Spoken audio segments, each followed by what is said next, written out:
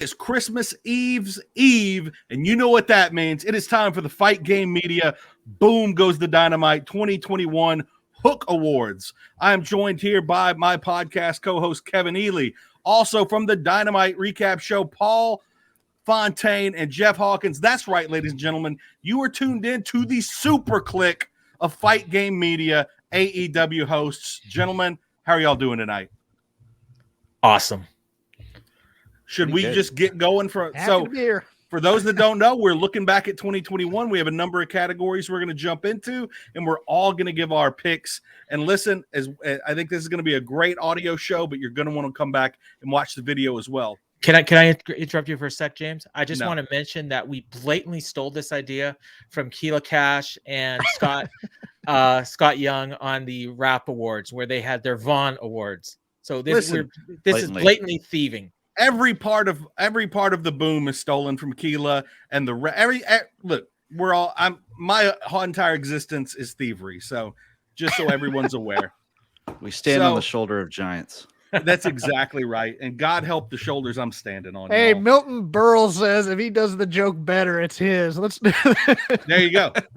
So our first award of the night, let's get going.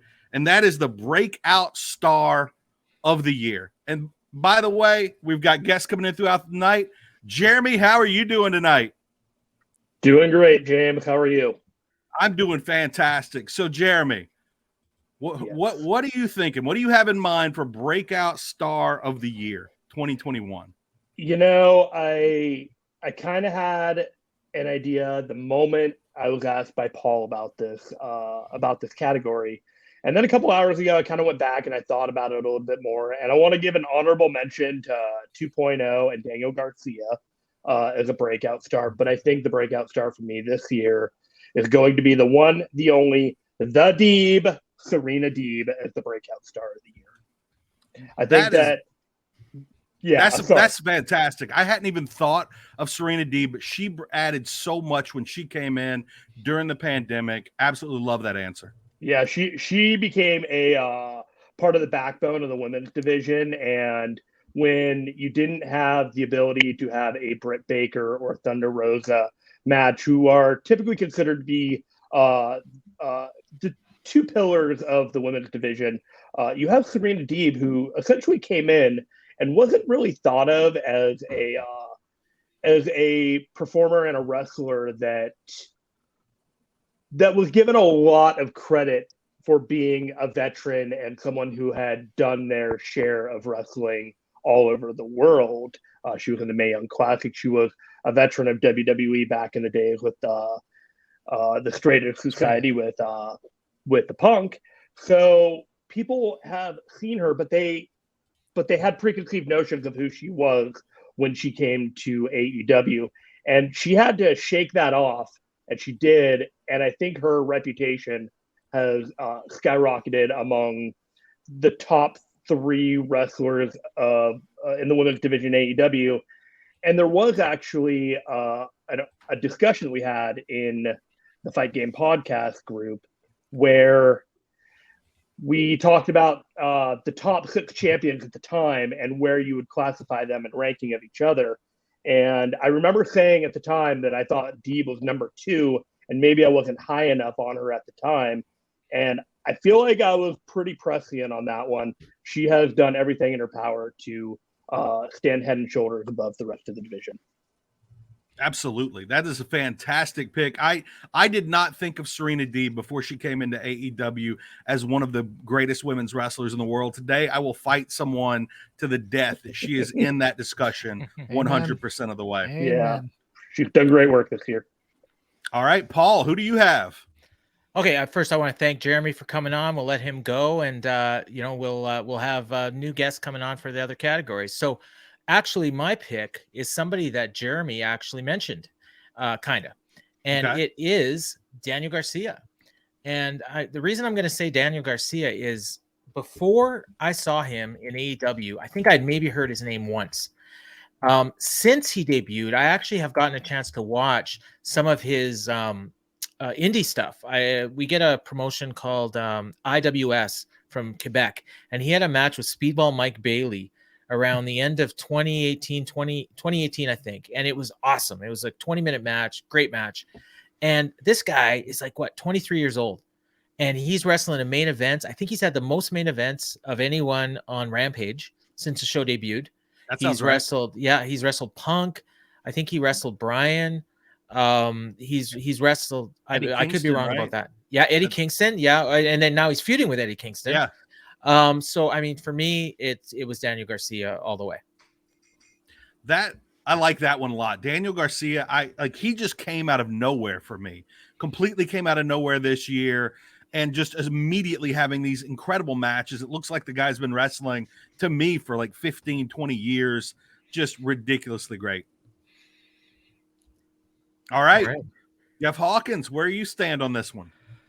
I'm going to give honorable mention to John Silver of the Dark Order, who just broke out as an actual fan favorite star from even underneath his own tag partner at his stable in there, the Dark Order.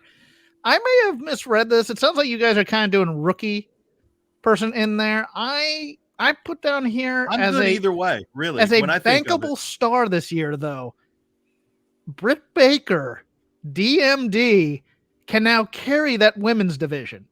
And I think that was sorely lacking. No offense to any of the Joshis that they brought in, like Riho and Shida, to hold that belt. But Britt Baker came into her own this year. She controls that crowd when she's on promos, which I think is very important for a star, to the point where it is now a running joke that she is one of the pillars of AEW.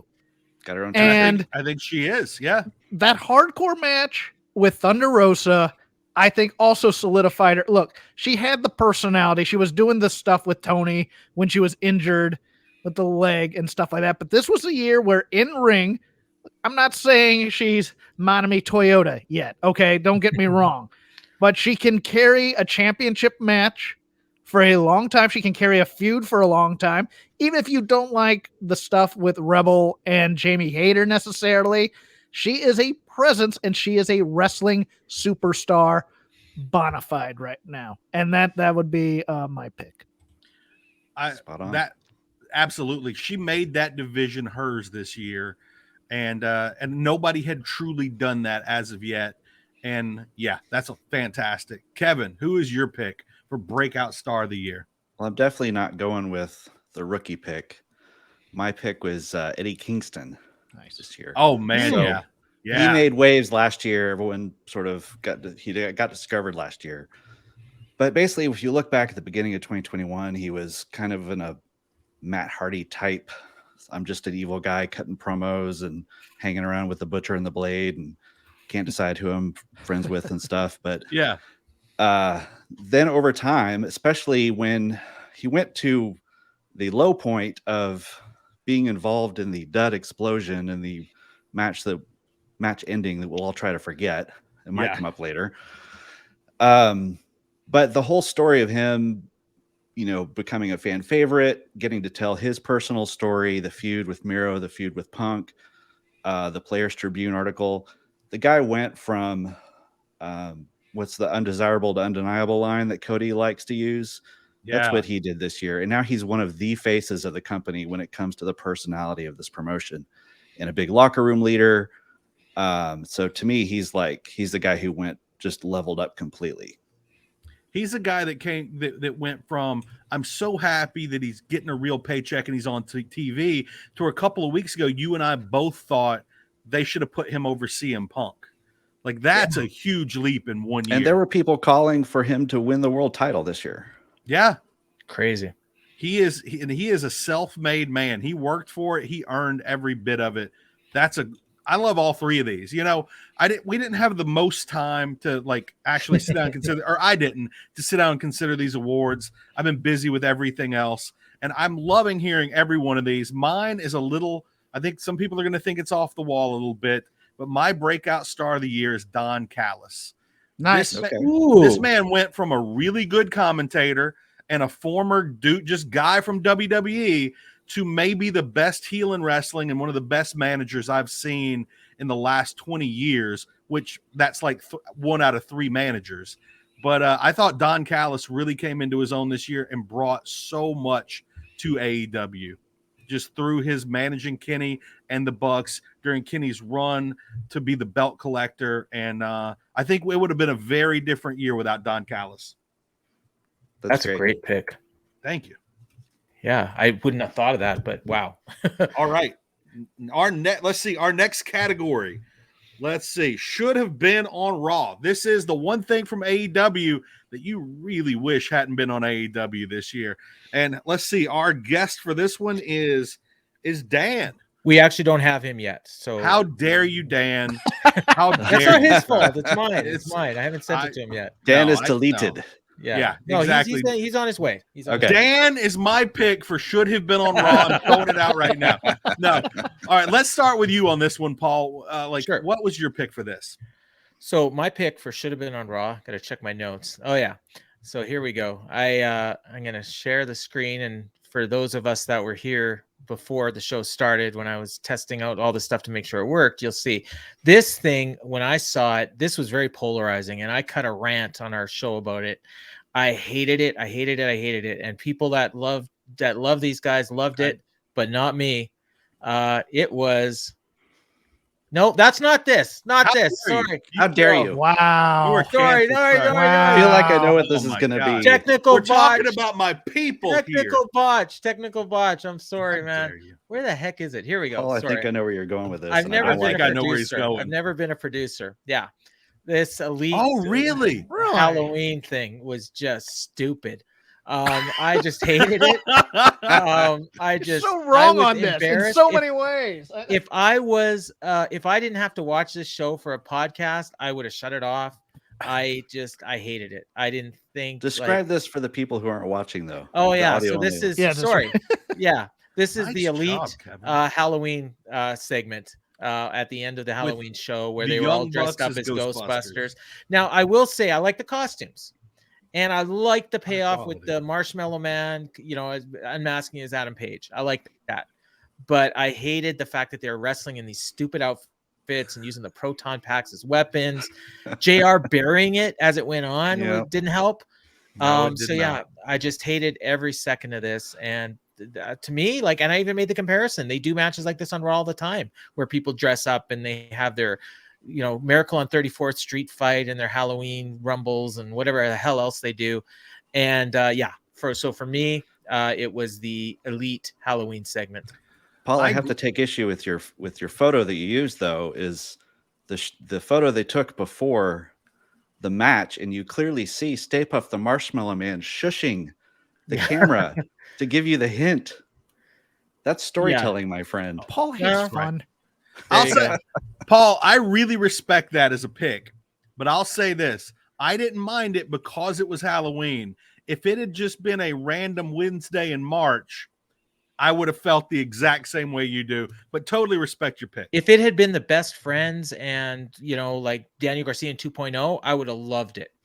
I didn't like it because it was main event guys. It's main guys. Okay, Yeah. That makes sense. That absolutely makes Fair sense. enough. Here we go. Dan, And we I'm got- afraid we've already canceled you for not being here when we were ready for you. But now that you're here, who is your pick? Who is your pick for should have been on Raw? Who or what is your pick? Well, I didn't plan this, first of all, with the Raw shirt. Well done. Today. That is kismet right there. I actually had synergy. two. And one of them is more of a surprise pick because it was one of those that was like a bigger moment, and it was a Britt Baker cheeseburger celebration. Deep cut. And I just shook my head when that happened. After that happened, I was like, I'm like, why? I'm like, here I'm expecting, she just wins the AEW women's title. I'm expecting her to have this big celebration with streamers and balloons. And I was expecting something to happen afterwards, for someone to attack her. And after the match, and that did happen, but I wasn't expecting to see cheeseburgers out in the middle of the ring.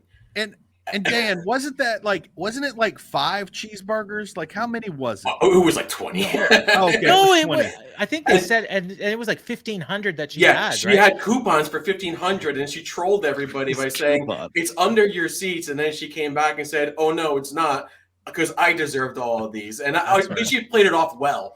And I'm like, good. She played it off well. And then Nyla Rose attacks her after that. And I'm just like, and the segment just ends. And I'm like, what happened here?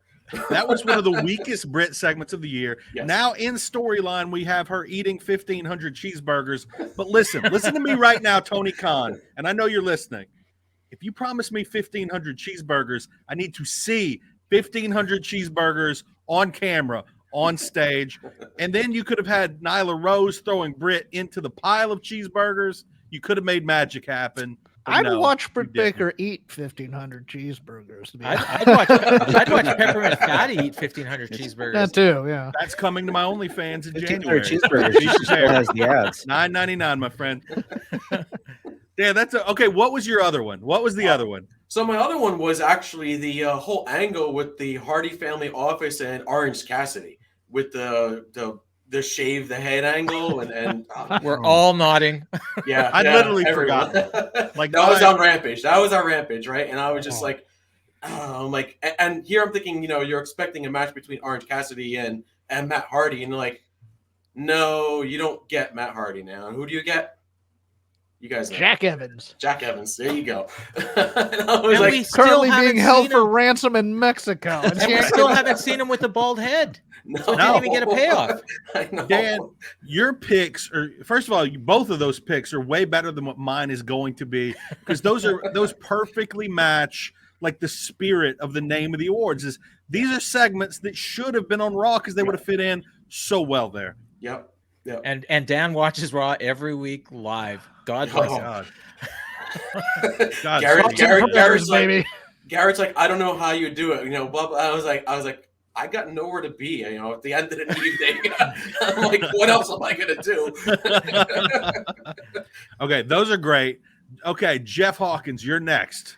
What is your pick? There are many tropes from Vince McMahon Jr. that have weaved their way into mainstream professional wrestling of all kinds, not to the betterment of professional wrestling. But one of those is the wrestling wedding. I'm picking Kip Sabian and Penelope Ford's wedding as something that needs to be on Raw. Now, they've rectified the Miro part of this, don't get me wrong, but that whole segment was a disaster. The Even whole Orange Cassidy and a cake, come on. Was it orange? Yeah. Yes, it was just dreadful. And just some of the things that sprung up, like the arcade match that eventually came out of that. That thing was terrible too. I mean, it was just one bad idea after another. I like weddings. I don't like wrestling weddings. I'm tired of seeing wrestling weddings. I'm tired of seeing vows renewed. I'm tired of seeing contract signings, to be honest with you. But wrestling weddings, I'd personally like to see Tony Schiavone able to finish an interview one day. Yes, that too. But I mean, the wrestling wedding peaked with the Eric Bischoff reveal. That thing was awesome. But every other wedding has been a disaster, and of course it's going to be crashed, and then but it gets ratings, so people keep doing them. But it's you get Chekhov's cake. You know it's going to happen there. But I just thought, even for a wedding, it was a disaster. I think that's a strong statement that I can get behind 100%. But don't you dare come from our arcade match which you gave us Sue, the newest member of Chaos. Don't get me started on Sue. How Chaos dare you, member sir? Sue. Sue is my personal Facebook friend. No, that's a really good one, Jeff. All right, Kevin, what is yours? What is your Raw should have been on Raw moment of the year? I don't know if this belongs on Raw, but I wish it wasn't on AEW. It was pretty much the entire Cody Agogo feud, as documented in the hit television show Rose to the Top. I got nothing wrong with Agogo up until the last few weeks when he outed himself as a complete jerk. But this was pretty much when the worm turned on Cody, I think. Mm-hmm. He tried to take a feud with an upcoming signee and somehow turn it into a feud between the U.S. and Great Britain, and then also announced America. Yeah, and also he announced he was going to somehow end racism by beating a black man in a match. Like you do. Yeah, it was just promo. It was, so did Cody. Yeah. He's kind of small his own farts on that one. Yeah. I mean that one made it made Brandy cry, so it couldn't have been bad. But yeah, that whole thing was just ill-fated. Now, butterfly effect. If you don't do that promo, do you have what Cody's doing now? I don't know. He'll probably get there eventually. But for me, though, that was just that was really unpleasant. Yeah, man. I've got to tell y'all, so many of y'all's picks are bringing up things that my brain has totally suppressed. Like PTSD. Like legit. Like I'd forgotten a number of these. Thank God. Mine, I don't think my pick is as good as y'all's. I didn't think quite far enough into the question, but my pick, like I was thinking of kind of mistakes, disasters, bad judgment throughout the year. Like I was thinking about the whole Jericho coming off the War Games cage and how bad that looked. But then some things that have been brought up in this show today hit me, and I hate saying this. I really don't like saying this. The one thing that I wish would have been on Raw this year is good old JR. And God love him and God bless him. He's my favorite commentator of all time. But much like Willie Mays sticking around till he only hit 9 home runs, I want to remember JR for the wonderful times I had as a kid and a young adult. I don't want to remember him for burying segments on the air that the company is actively trying to get over. He's not had the best year. And I'm pretty sure I even remember him saying like 8 months ago he was stepping down from commentary, which he has not done. And so, yeah, JR is what I wish would have been on Raw this year. And I hate saying it. Oh, you're bumming me out with that one, James. Yeah. It's sad. It's sad, but I want to remember JR for what he was, not for what he is currently. And yeah, I agree. You and I have talked about how we both literally grew up with him. Yeah, like I don't need to remember him saying shiznit. Like I don't need that in my life. I really don't. Ruby, don't take your love to town. Every week. That should have been the drop the mic moment on his career. The issue with JR was he was watching the product for the first year and a half as more of a talent relations guy than an actual play-by-play guy, and it's never really left. I mean, tonight we're taping this on a Wednesday after Dynamite, and he was burying the best friends hugging gimmick. It's like that's not your job, dude. Your job is hated that since day one. Yes. And just like I don't know, he hates the people's joy. I don't know, but yeah, there's a lot in Dynamite I would never expect for Jim Ross to love, and I would never really expect for him to put over.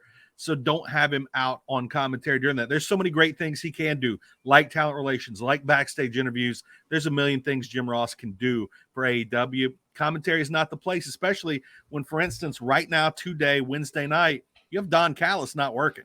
Don Callis is a killer commentator. Taz is phenomenal. So many great options. But either way. All right, so now we're on to our next category, which is, let's see, the moment of the year. No, we got the Matt Hardy award. Oh, that's right, the Matt Hardy Memorial Deletion Award. Delete it.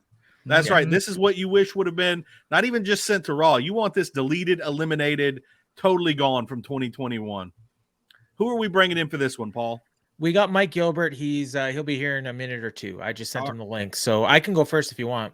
Yeah, let's start with you, Paul. All right. So for my Matt Hardy, and again, this is similar to last year, or to the last one, but to me, it's more like something like just a moment in time that I wish just never happened. Not even on Raw, anything. I think there's a real chance we may have the same one on this one. I'm looking forward to hearing yours. I strongly doubt it.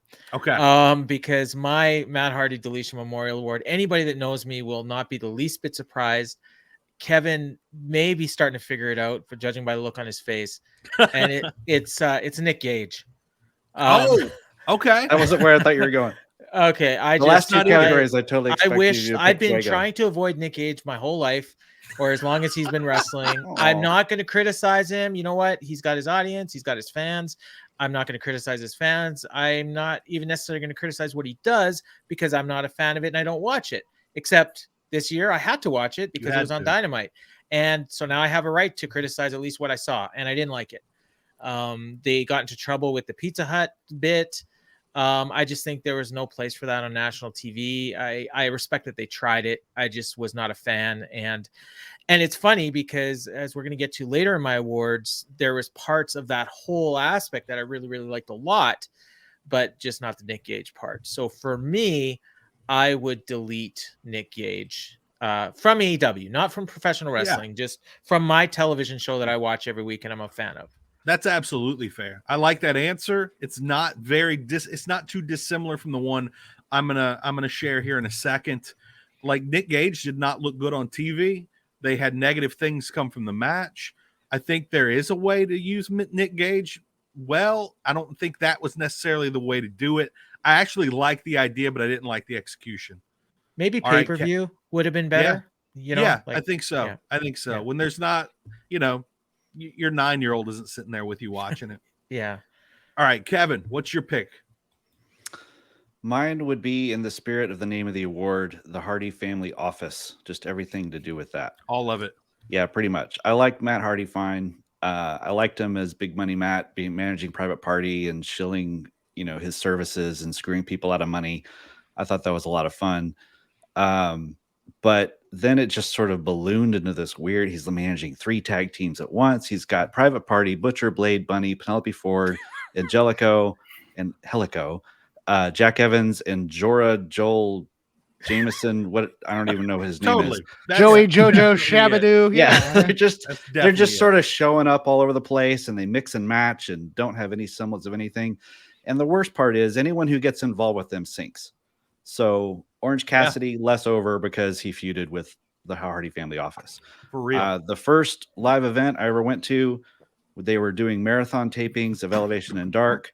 And I swear I heard that squeal of that theme song kicking off 50 times in a row. And every time I hear it, it's like a drill going into the side of my head.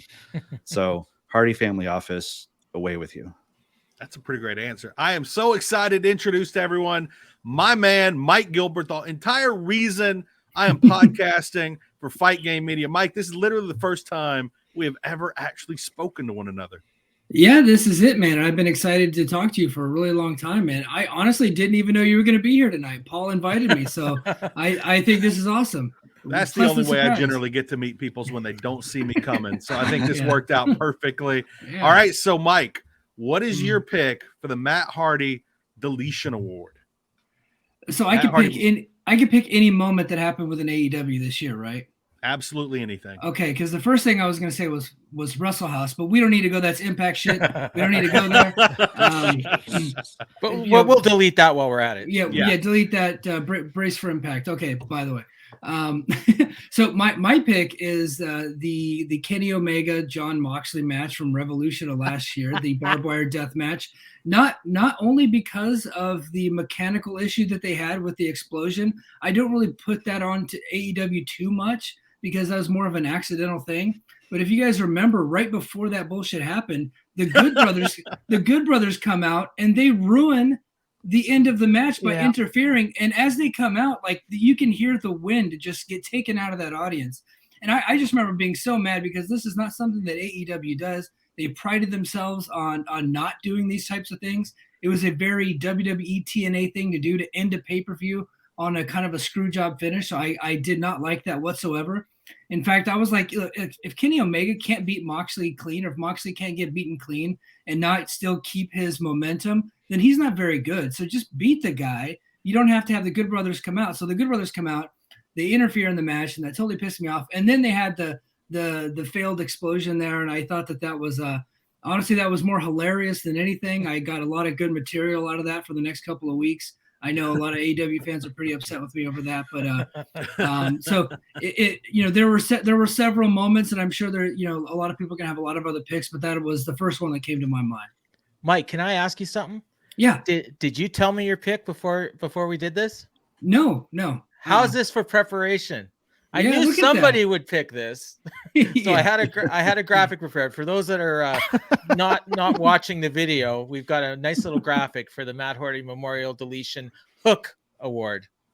Yeah, absolutely. Yeah, good prognostication. Okay. That's a strong one, Mike. That is an absolute strong one. Agreed. By the way, Mike, thank you so much for joining us tonight, and we need to do this more often, my friend. Looking forward to talking to you again soon in the future. All right, Jeff Hawkins, have we done yours yet? No, you haven't. Okay, then you're up next, my friend. I was originally going to cheat and pull a moment from late December of last year for my moment of 2021. I'd like to delete, and that would have been the death of John Huber. Because that's been a cloud. That was a cloud over AEW for a couple of months there that really affected everything. But I will go more wrestling related. Not that wasn't, but in terms of storyline, that's been on a lot of people's minds lately. Like I was remembering the day after Christmas last year where I was. Yeah. I was getting in my truck outside of this Airbnb I was in New Orleans, and my best friend texted me and then called, and he's like, Brodie Lee's dead. And I was like, what the F are you talking about? Like, what? Who? Like, I couldn't believe it. I absolutely could not believe it. But I'm going to go for a moment that affected the careers of at least 10 people in the company. Ooh, because it was poorly planned. And that was the fact that Blood and Guts was not the end of the Inner Circle Pinnacle feud. And that they went right back to a 10-person tag team where the winning team, where if the Inner Circle lost, they'd have to break up, which was a step backwards. And all that did was it made the people in the Inner Circle lose any kind of direction or shine they got out of this feud. Pinnacle were never seen as the threats and the serious heel faction that they should have been in AEW, because I think they were a little bit of afraid of overshadowing the Elite in some ways, who were more of a goofy heel thing. And we just had these two groups be rudderless for about 4 to 5 months after this, when a little bit of planning here would have done it much more good than what they did with it. So that's a moment I would have gone back and just delete everything, maybe even including the Jericho falling off the cage through a ramp type thing and coming back 2 weeks later, which was ridiculous. But yes, that was it for me. Jeff, that is phenomenal analysis of one of the major things that kind of went wrong for AEW in the second half of 2021. You're dead on with that. That is a great pick. Yep. All right. So my pick, I don't know if many people will see this coming. I don't know how many of you are going to even remember this, but it's the exploding barbed wire cage death match. What?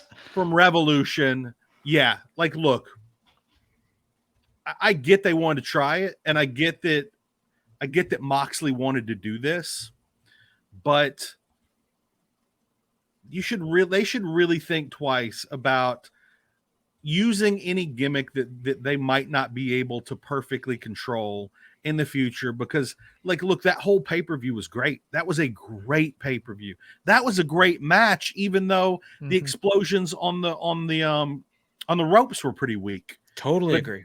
But that was so bad.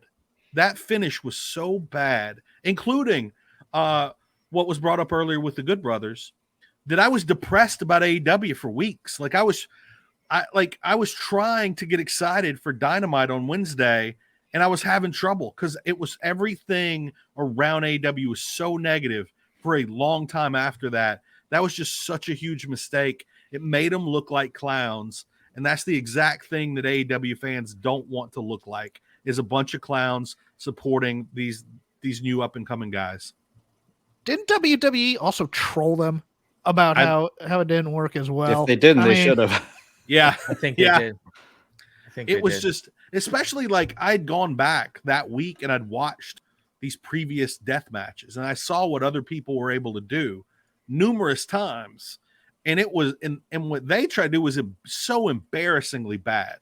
Like, I just can't believe they did. I can't believe they actually tried that. I really can't. Does anyone know what it was supposed to look like? Like, see, that's the thing. There's kind of the claim that it went how it was supposed to look, which is even more embarrassing. That's impossible. That was Tony just covering. I mean, basically claiming that the Elite, sabotage the storyline. They prized it. Yeah, but no, it was supposed to look like Anita, like from what I gather, from what I've heard, oh my God, it just didn't work out. But I want to say, James, I agree that so we had a gimmick going on the Dynamite show where people, we tried to get new signups for the Patreon, and if we got 5 people to sign up and say they were signing up, so I would have to order this pay-per-view and watch this match, because I wasn't gonna. You were gonna. I don't like Yeah. death matches. You're not a deathmatch guy at No, all. so we did it. We actually got 7, and then Nice. so I had to buy the pay-per-view, and I really enjoyed the match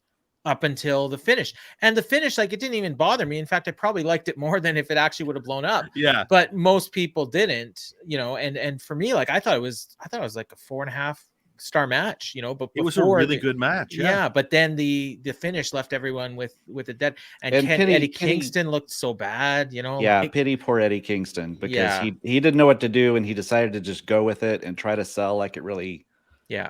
like no one just everyone was caught Imagine unawares. being in a position so bad that even Eddie Kingston can't pull it off. Like, that's a rough position, man. That's rough. And I think a big part of it was the fact that whether anybody wanted to admit it was a war or not, there was an AEW versus WWE war. Everybody's trying to clown each other. And as soon as that happened, everybody knew, like, oh, we're gonna get dragged for this, maybe for the rest of our natural lives. And also, what didn't help was the follow up. And I hate to Yeah. say this, but it Yeah. hurt Kenny Omega as a champ to do that whole 69 me Yes. thing with him. Yes. I understand the self deprecation. I love self deprecation. It's the mother of all invention for a lot of my comedy. But at the same time, I just like, from then on, Omega was kind of a goof to me as a champ. And Callis was really the heart behind his whole championship run. Yeah. All right. So let's see. So that was our Matt Hardy Memorial Deletion Award. And Yeah. next up, everybody's gone, right? Yeah, and we're waiting on our next guest, but he should be here any second. And it's the moment of the year. And before we get into it, we had to do a qualifier here. And this Kevin's the one that came up with the suggestions for the awards. And we all have to admit that the moment of the year was CM Punk's debut, right? Like, Yeah. I mean, no question, right? So we'll put this up here for now. Yeah. for all eternity, this should be the CM Punk debut Moment of the Year award. Yeah, the hook. Moment of the Year Chills, Hook just Award. absolute chills. Yeah. on Yeah. that one. And I couldn't believe Garrett Gonzalez did the Wrestling Observer panel, and he asked, I think it was 5 different people for their moment of the year, and only Dave Meltzer picked this. Like, That's everyone else had wild. something else. Yeah, But I think that's what I think that's kind of like, that was my thinking too, was that it's so obvious that you don't even want to make And it I your think pick. a lot of people were also thinking favorite moment of the year Yeah. versus Fair what enough. was the biggest moment of the year. this in might be the AEW. best moment of the last 20 years. Absolutely. Ooh, I was that's- sitting at home on YouTube watching people's reactions to this moment that I saw live, but I wanted to see wrestling fans, non-wrestling fans. I saw everybody's reaction. Are you a fat guy? I saw your reaction. Are you two African American chicks from Atlanta? I saw your reactions to CM Punk coming out. I saw everybody's reactions, and it was Did a all lot of you awesome. Did a lot of you get DMs from lapsed fans going, "Heard Yes. CM Punk was back," and Yes. I got quite a Not few of me, those in not me. my. I had several people asking me at work, like even people that weren't even lapsed fans, just were fans and just knew I was like, hey, I hear there's something. What channel is that on? And I'm like, oh, I James, before our guest comes on, I should tell you, and I should have Yeah. told you this ahead of time. Our guest was actually there. Oh, So perfect. we could definitely ask him about it before he gives his that's moment right. of the year that He had ice wasn't. cream. Yeah, he got ice cream. So yeah, he the should fact be. that this was trending on Twitter noon the day of, having never been announced that it was happening. Yeah, Mhm. I mean, it Like, was the good. world knew what a big moment this was 10 hours before, 7 hours before minimum. So I don't know. Should we go with ours while we're waiting for our Yeah. guest, just in Let's- case? I mean, there's a chance he doesn't come, but he should. Yeah, let's start with you, Paul. I'm sure Okay. JD's going to come through for us. Yeah, I was saving that. So for me, no, that's fine. That's fine. I don't have a Ruining graphic for this everything, one. I man. should have done one. No. I should have done it. But for me, again, taking away CM Punk, it was the debut of Minoru Suzuki. Oh, yeah. I kind of figured that it was coming at some Mhm. point, but when it actually happened, I literally did not realize it was going to happen until just before it did.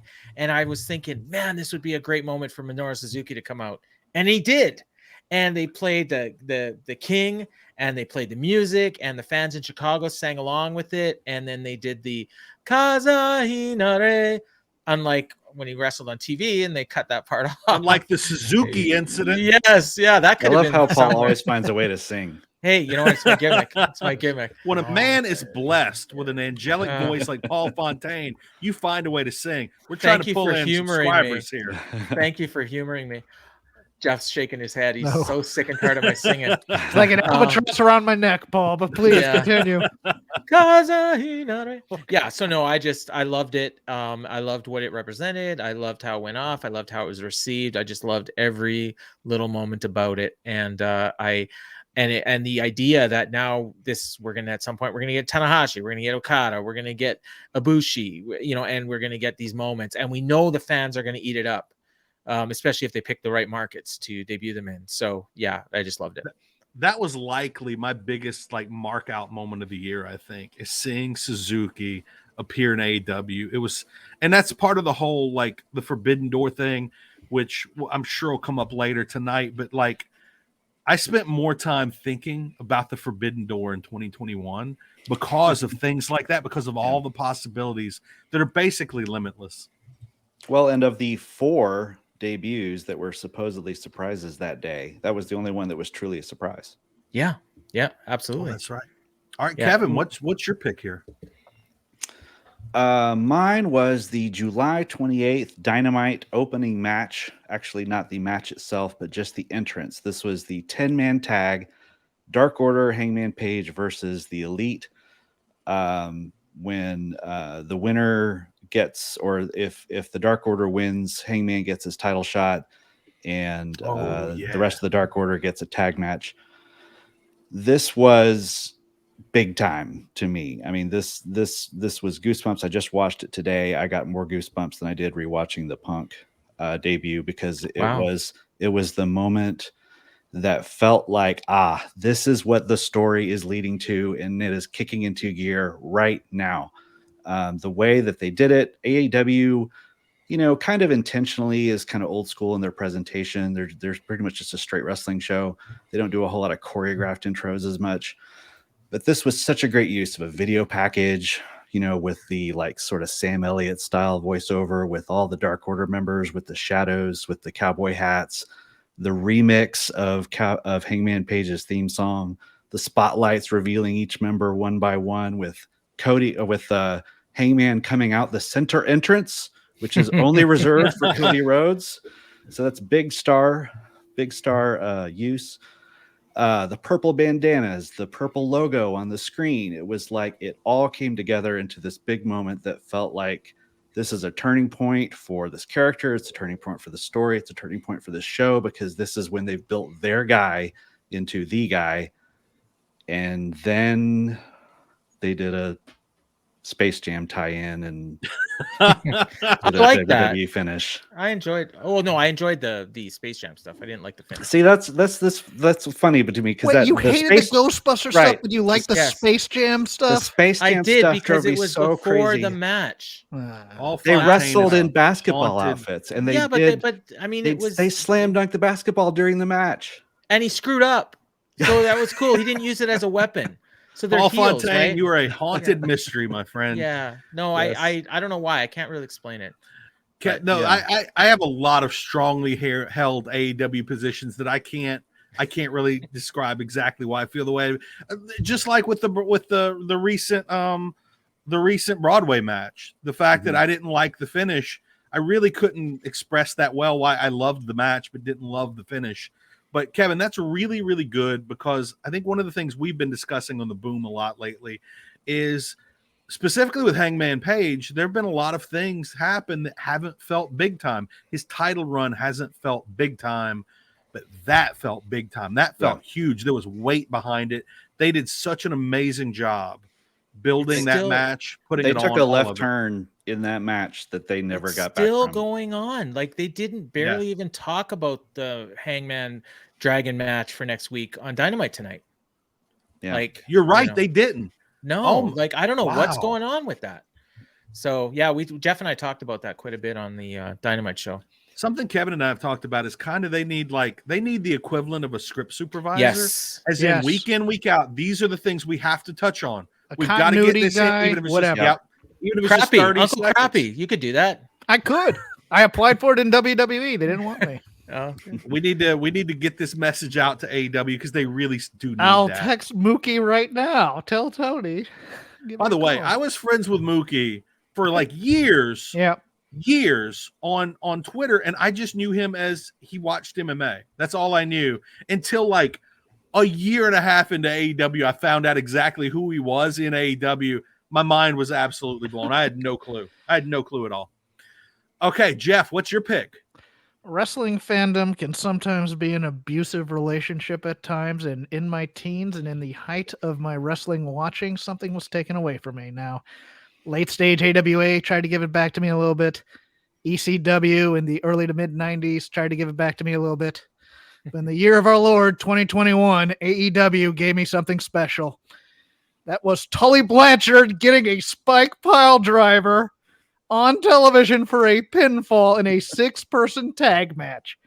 And I marked out like I have never marked out before. Sure, Tully looked kind of stupid in the butterfly collar bedazzled outfit, but he is a manager. He wrestled like a manager. He did not wrestle like one of the best professional wrestlers of the 80s. I loved everything about this. I loved the tribute with J.J. Dillon. I adored this moment, and even thinking about it now, I get a big smile on my face because, put it this way, in 1989 when Starrcade Future Shock came on, Mhm. there was a young man by the name of Jeff Hawkins who saw the Andersons come back, and he was like, where's Tully? Where's Tully? There was a lot of where's Tully in my things. And sure, I got him back for double tables at ECW, and yes, I went to that show. Ooh. But this was magic, and I loved every second of it. And look, he's never gonna be what he was. He's never gonna be able to take the bumps he used to or sell like he used to, but the man can still bring it on the stick and he can still get heat. And he got his moment. And I don't ever need to see him wrestle again. And this was closure for me. I don't need to see him lose. I don't need to see him wrestle in a match. Yeah. One and done. I am fine with this, and I have closure, and I can die in peace. Awesome. Jeff, I love the fact that every one of your answers feels like a very small podcast in and of itself. We have an intro, Sorry. we have an emotional build. It's fantastic. It's phenomenal. It's absolutely phenomenal. Paul, have we done yours yet? Yep. I'm happy to go. Okay. Yeah. So I guess that just leaves me until our guest gets here. Unless, and if he doesn't come by the time you're done, we might just have to move on. And if he comes in later, we'll. If he comes in later, I say we just throw him on. Absolutely. And, absolutely. and do Yeah. it. Could So be look, fell asleep. I mean, it's late. There were so many great moments this year. It's really hard to pick. We had, of course, the beginning, the namesake for this awards, the beginning of the Hall of Fame career of Hook. We had the introduction. We had basically the entrance into chaos of the legendary Sue. We had the debut of Lee Kingston. There were so many great things. And one of the things I wanted to add, and was my pick until like 20 minutes ago when I realized it happened December 30th of last year, was the Brodie Lee Memorial Show. And we have seen, not only was that one of the best shows I've ever seen, one of the best wrestling shows I've ever seen, but the fact that we've now had major stars come to AEW and say that show is what made them realize they wanted to sign with AEW. But in the end, I'm actually going to go with one event. And that is, look, Revolution, we were coming off a horrible ending to a show. And so my pick was, let me find it here. I actually just lost my pick. Let me pull it up here. Okay. My pick is. Need a drum roll? Yeah, let's get a drum roll while just I keep find talking I about can Tully. vamp a little bit. Look, that Hoover show was one of the best tributes to a professional wrestling death that has ever been. Yeah, I think it was the best wrestling TV show that there's ever been. Okay. Yeah, I agree. Okay, my pick is simply All Out 2021. It's probably the best pay-per-view, top to bottom, I've ever seen. And if somebody wants to say that's not a moment, then choose the last 5 minutes with Adam Cole and Bryan Danielson making their debuts. I could have even picked the earlier Ruby Soho debut, which everyone knew was coming, even though nobody knew it was coming. I think that really solidified this, like a major part, the major growth part of the year for AEW was born on that pay-per-view. CM Punk followed by that. That really catapulted AEW into the big time. And I will never forget All Out 2021. Absolutely phenomenal. Can I give an honorable mention specifically because I made up a graphic and I was positive someone would pick it? Yeah. And here's my honorable mention. Video people get a split-second scoop here. I'm excited. The Ghostbusters costume. What is it? Oh, sorry. Oh, yeah. No, that was absolutely phenomenal. Hangman winning the AEW title, the celebration that followed. I thought for sure somebody would pick this. In fact, I thought it would be you, James. Yeah, I thought about that one. Also, the tiny moment where they hand him a beer and he like casts it off. That tiny little thing. Yeah. And that's one of the highlights of one of the things AEW does so well. And again, they don't do a great job of recapping things to help remind you of how well they do it. It's so subtle some of the time. I have a theory about that. I think I'll say so. James, you were the one who turned me on to that The Good, the Bad, and the Elite YouTube series, which is phenomenal editing to show you some of the level of detail and stuff that was in there, whether it's intentional or not. Someone was able to put it together. The thing about the story, and we talked about it a little bit with my moment of the year, was the stop-start aspect of getting to this point. I think by the time we actually get there, it felt more like a relief than a celebration. You know what I mean? Like it. I get that. Yeah. It was more like, oh, finally we can rest easy because it's finally over, kind of thing. And it was more of a thing of like you knew it was going to happen. It's so long. It didn't have that like that Bryan Danielson at WrestleMania 30 moment type thing. It just sort of, was just sort of like, it's over. We can breathe easy now.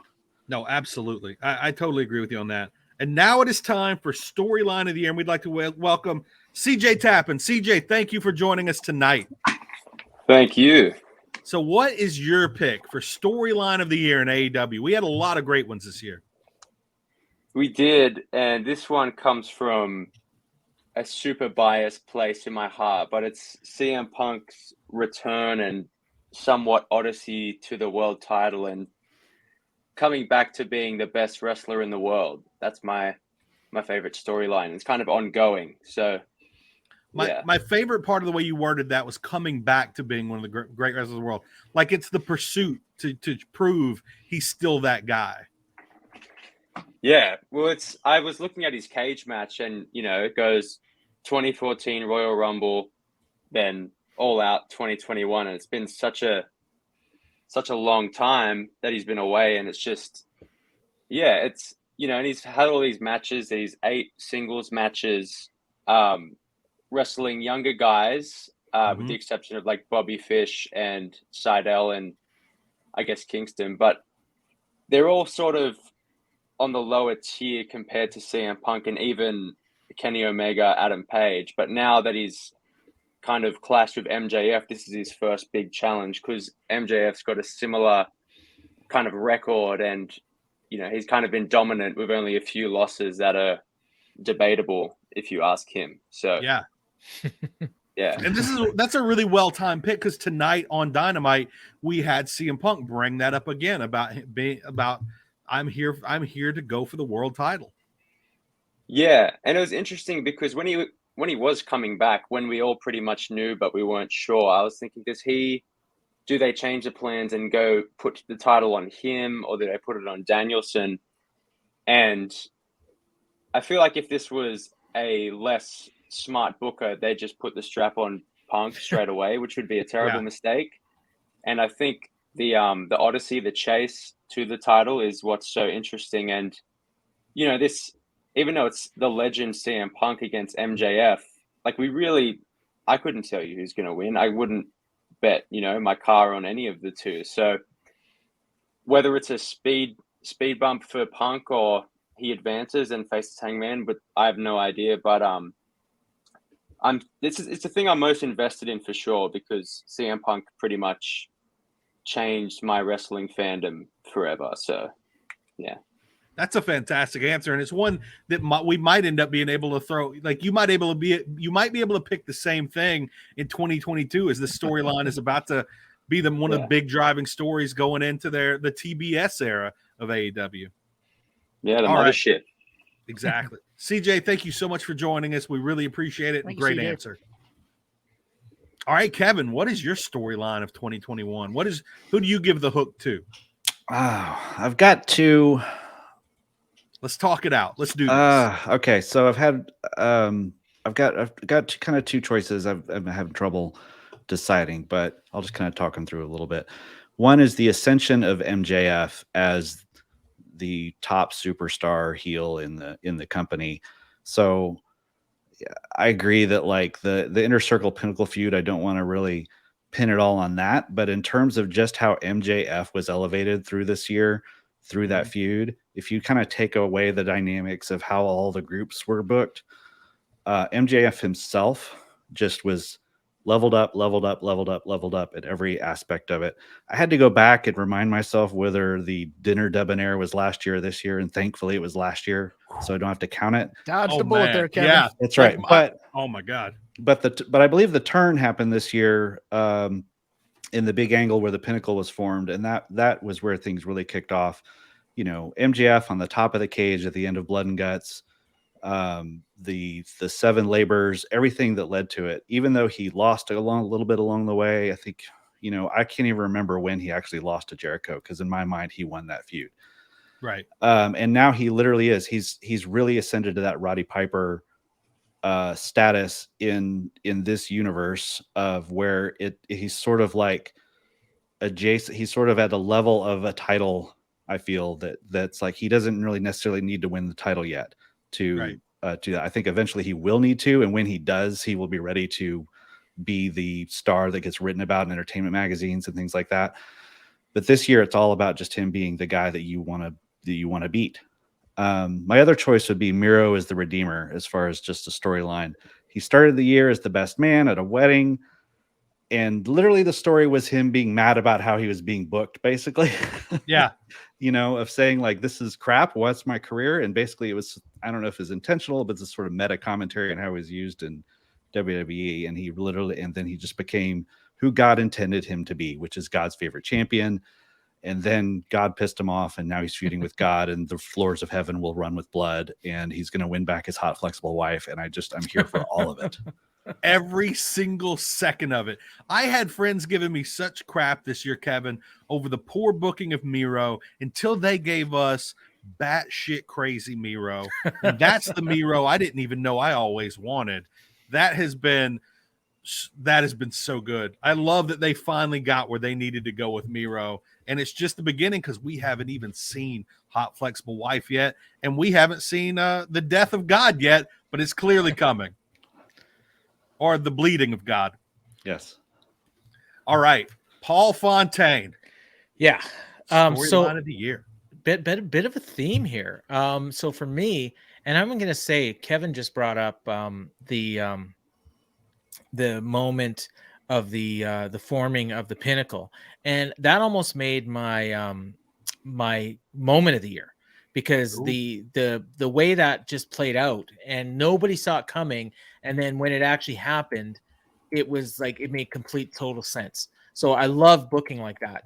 Reminded me of the Survivor Series in 1998 when you had the swerve and the swerve and the swerve of you know, setting it up that Mick Foley was going to win. Yeah.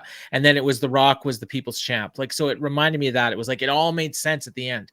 It reminded me of the ECW turn in the invasion angle when the WWE guys, it's like, that you forgot where ECW guys turned around, and Paul Heyman says, feel this moment for the rest of your life. So for me, it was the whole feud between MJF and Jericho.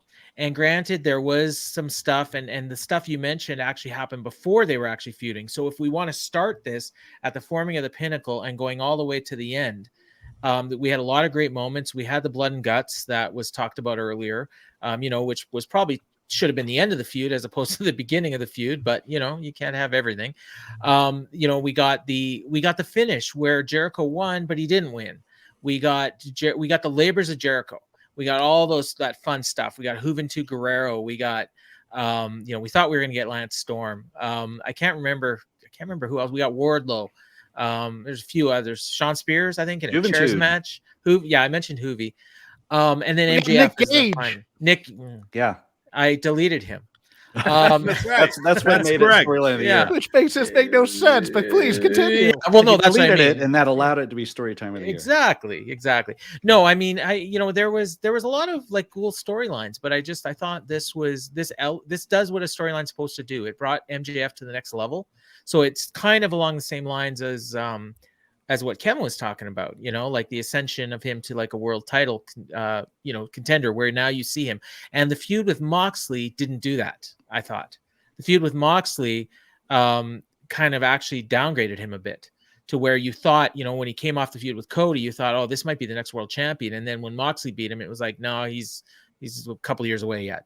And this now it's like, okay, we're ready for it. And I don't know if it's going to happen in 2022, but I would be surprised if it happens before the bidding war of 24. It's going to happen at that point. So yeah, for me, it was the MJF Jericho feud. That's pretty solid. Jeff Hawkins, have you gone on this one yet? I have not. All right, but I might as well have, because I think my pick was taken. But I'll meld it with something else. I almost took Sheeta and Deeb's feud, which I really really liked, but that was mostly in-ring stuff versus the stuff outside the ring. And for me, what makes a great storyline is two guys talking each other into the ring and getting up there. The ascension of Miro as God's favorite champion was absolutely fantastic, and I loved every second of it. But he needed a dance partner to really get him going, and the feud with Eddie Kingston was fantastic stuff, with both guys talking us into the building. Look, if there's two stories to be had, it's Miro as God's favorite champion, and Eddie Kingston learning how much fans loved him once they came back to the arena, and his uneasy friendship with John Moxley, which was going on at the same time. So these are the two stories that are there. So I'll just mash them into one big story. Why not? Miro finding out his nutty religious zealotry and just weak neck, and every promo he's on, I have to watch it 3 times because it's absolutely awesome. And he'll also drop some little subtle weird thing in there where you're like, did he just say that? Yeah, he did right there. And Eddie Kingston is just pure, man. He's just the guy that there are a few guys in AEW that get your attention on the stick. Jack Evans could if they gave it to him, but Tully gets my attention, Miro gets my attention, Eddie Kingston gets my attention because I just watched that guy, and that's a guy from my youth. That's a guy who looks in the camera and goes, I'm going to kick your ass, and he comes out and tries to kick your ass. He doesn't try to wrestle. He doesn't, he'll wrestle, but, he's there to be a brawler, and he's there to make money and beat people up. Love the guy. So let's just say it's Miro and Eddie Kingston for me. No offense to any of the main event programs, but that's the one where I would just watch promos go back and forth and love every second of it. That was the feud with the best merch too. Yes, absolutely. That's one feud that I wish had gone a little longer. I wish it had gone just a little longer. For me, my answer, like there were lots of major storylines I thought about, like Belt Collector, Kenny Omega. But I think my actual pick is probably muted from what it could have been. I think it could have been a bigger storyline. But COVID kind of wrecked it a little bit, and that's the Forbidden Door. I have not, there's no storyline in AEW, and I don't even think it's really an on-air storyline per se. There's nothing I've given more mental energy to than thinking about the Forbidden Door and who could we see.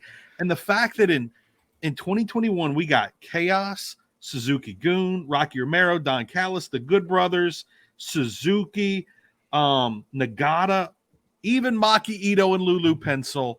I have loved every second of the Forbidden Door being cracked open and seeing and not knowing who was going to come through when, being 100% certain, 110% certain that we were going to get Okada just a few weeks ago, even though we never got Okada.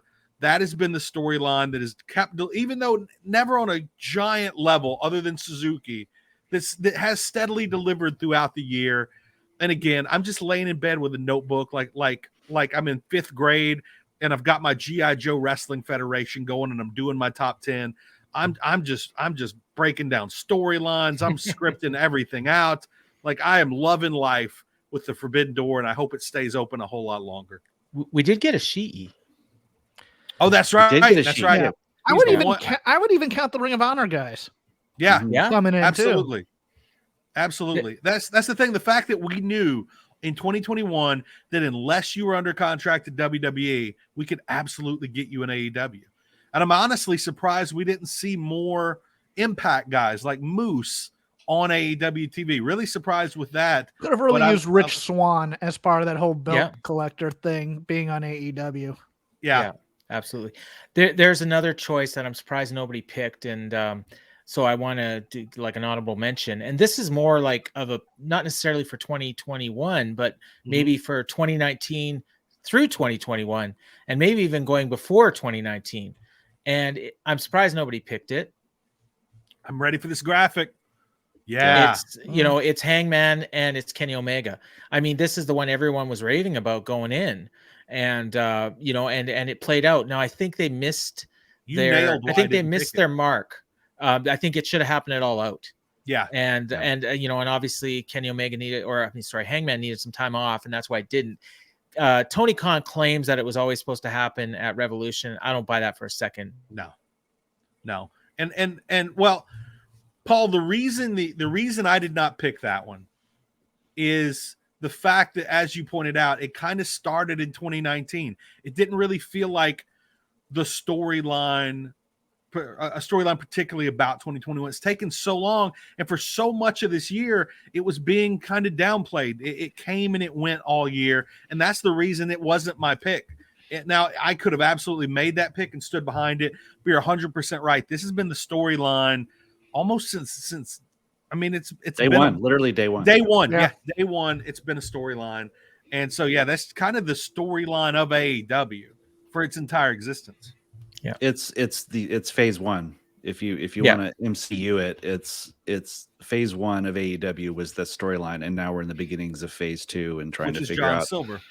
Which is right, with the ascension of John Silver. Yeah, Lord. I think we all versus know that, Hook.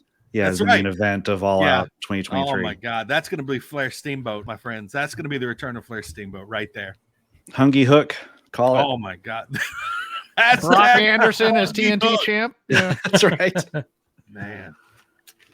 By the way, Anderson should hold a TNT title. Even though that's 100% right, 100%. Like, look, this is the Hook Awards. We're recognizing the greatness of Hook, but gentlemen, we're not talking enough about Hook. Hook hasn't won anything yet. I can't believe it. His hair is perfect. I had him He's the Werewolf of London almost for every award, particularly Moment of the Year, until I realized we've named the show the Hooks. We're handing out Hooks. It's kind of the year. CM Punk thing, yeah. This man, because when you brought up Brock Anderson, I was thinking, I like Brock. I love how much Brock looks like Arn. I love how much he wrestles like Arn. There's things like the shoulders in the corner that we haven't seen that since Arn. But my God, then we got Hook, and it's like, oh, we've never seen this. This is the next generation of wrestling. He's left Kenny Omega, everybody in the dust. This Hook man Diaz is the evolution. He is the next. He is the. I can't think of the Pokemon name right now. He is basically the next level of Pokemon evolution of professional wrestling. And he's dreamy. That's right. He dreamy. is a Diaz brother. Oh, Don't my take God. James, you're an MMA fan, right? Yeah, He's a Diaz absolutely. brother. He is a Diaz brother. He is everything that makes people love. Diaz. I agree. He's the wrestling ability of Miro, or at least the style of Miro, with the personality of Orange Cassidy and the body of Jungle Boy. Oh my God, you've given some real late night thought to this. I've Kevin, spent a and you lot are of time correct. trying to Wrestling understand grandma. that. What are you doing? And now we've got to look Wrestling forward. grandma, And now we've yes. got to look forward to the 2022 debut of Taz's daughter. Did any of you catch the line that I had in the Facebook group today? No. I get a good line every once in a while. Tinkerbell. Oh gosh. I didn't know he had a daughter No, he of doesn't. age. Oh, okay. I was getting excited, man. You got me so worked up here. How dare Don't you? toy with James's Hook and emotions like that. Tinkerbell. Come Oh, on, my man. God. It's a That would- natural. It's No, a that's- natural progression. It has to happen at some point. Yeah. I think we'll I know bring Jeff gets somebody mad in. at me for explaining my jokes. I mean, even I mean, hey, there's You just gotta let him go. Yeah, I the do. first- That's what I do. That's the first great move I think that Tony Khan's going to do with our dear Tony who left WWE today. Yeah. Let's see. Oh yeah, she could be Tinkerbell. I think she could be Tinkerbell. Okay. Yeah. So next up, we have most improved. This could be men. This could be women. Who do you think has made the biggest jump in 2021? Let's start with you, Paul. Okay, and just so you know, we have no guest for this one. In fact, we have no more guests coming on, but we do have a taped one for the next award. Fantastic. Yeah. So for me, I am gonna. I had a hard time with this one, and I told Jeff on the show today. I know who is the least most improved, and it's Jade Cargill. I want to hear that. It's Okay. Jade Cargill. Jade I mean, Cargill. she's regressed. That match tonight was. I don't know. Wait, you might want to hold that until you see the street fight on Rampage with TJ. Yeah. Oh God, don't get me started.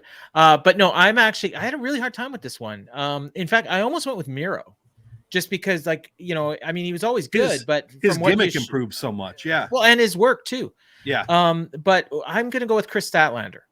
I can't remember exactly when she returned. It was in that video game brawl, so it was this year, and she was so much better when she came back than she had been in 2020. I don't know how she got that much better. Now, again, I don't think she's improved much since then, which is why. See, my issue with AEW is like a lot of the people that they get, like when the first time you see them in AEW, you're like, oh my God, they're so much better than they were the last time I saw them, wherever they were. Mm-hmm. But then I don't really see the progression in a lot of the people. The Taekante effect. Yeah, yes. Paul, I think the reason for that might be the fact that AEW is signing people to good money contracts to wrestle maybe once a week. Yes. Maybe. I don't think they'd get enough work in. And I think that might be one of the reasons we see some of the people we do on Dark and Elevation is they realize they need more reps. And I think there should be more pressure on to keep these people working on Dark Elevation, whatever. But even working on Dark and Elevation, most of those matches are, under 2 minutes. Yeah. So how much better are you getting when you're working a 2-minute match? If you're Ty Conti and you're wrestling, Alexis Bell, I made that name up, but I'm sure she has wrestled Alexis Bell at some point.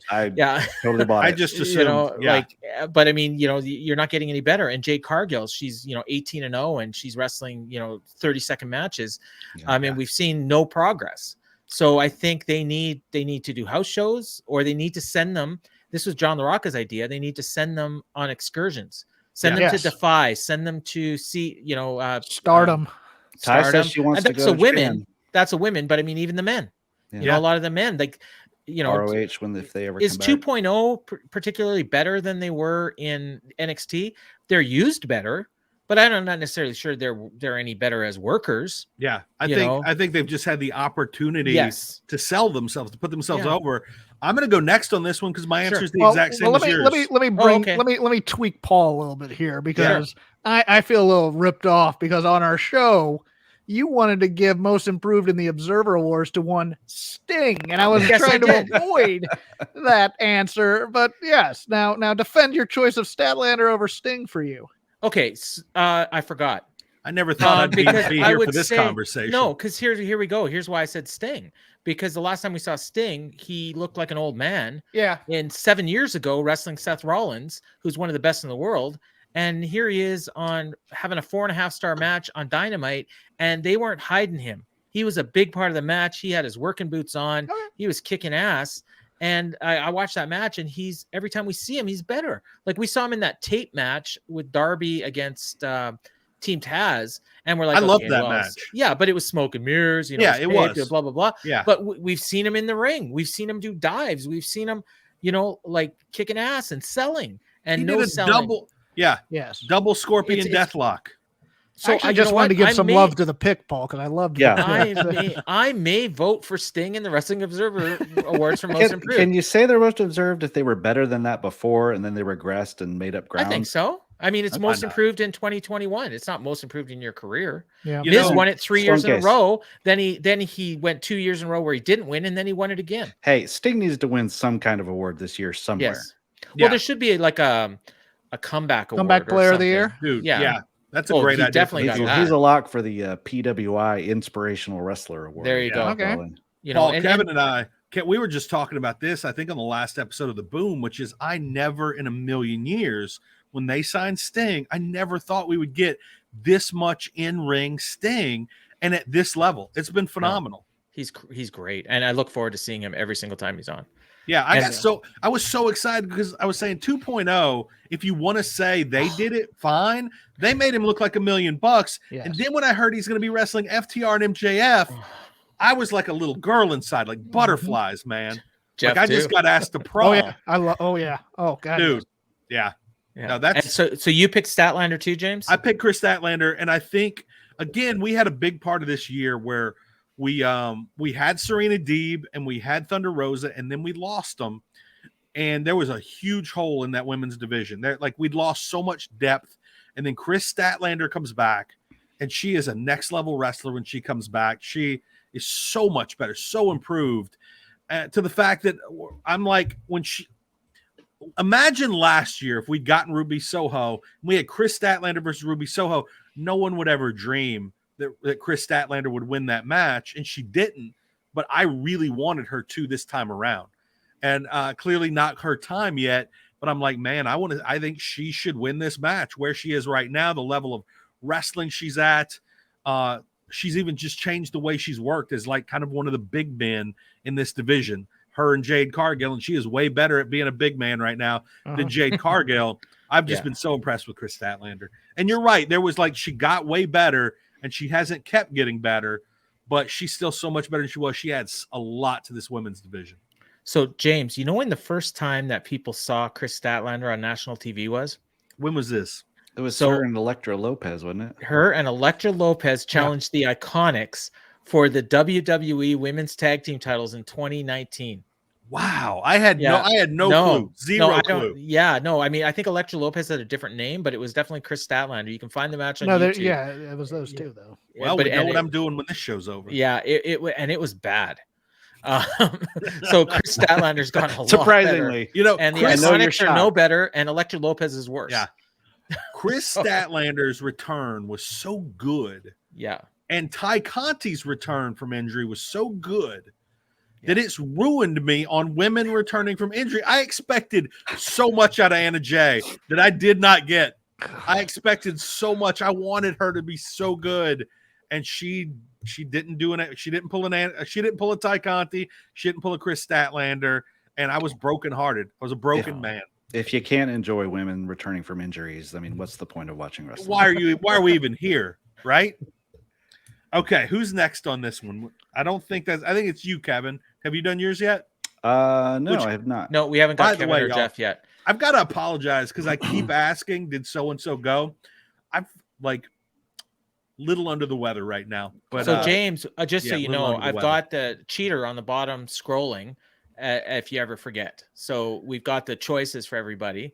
And when you see the blanks, then you'll know who hasn't been shown. Every time I've had to look, it wasn't at the right spot every time. Okay. But we'll get okay. All right, Kevin, who is your most improved of 2021?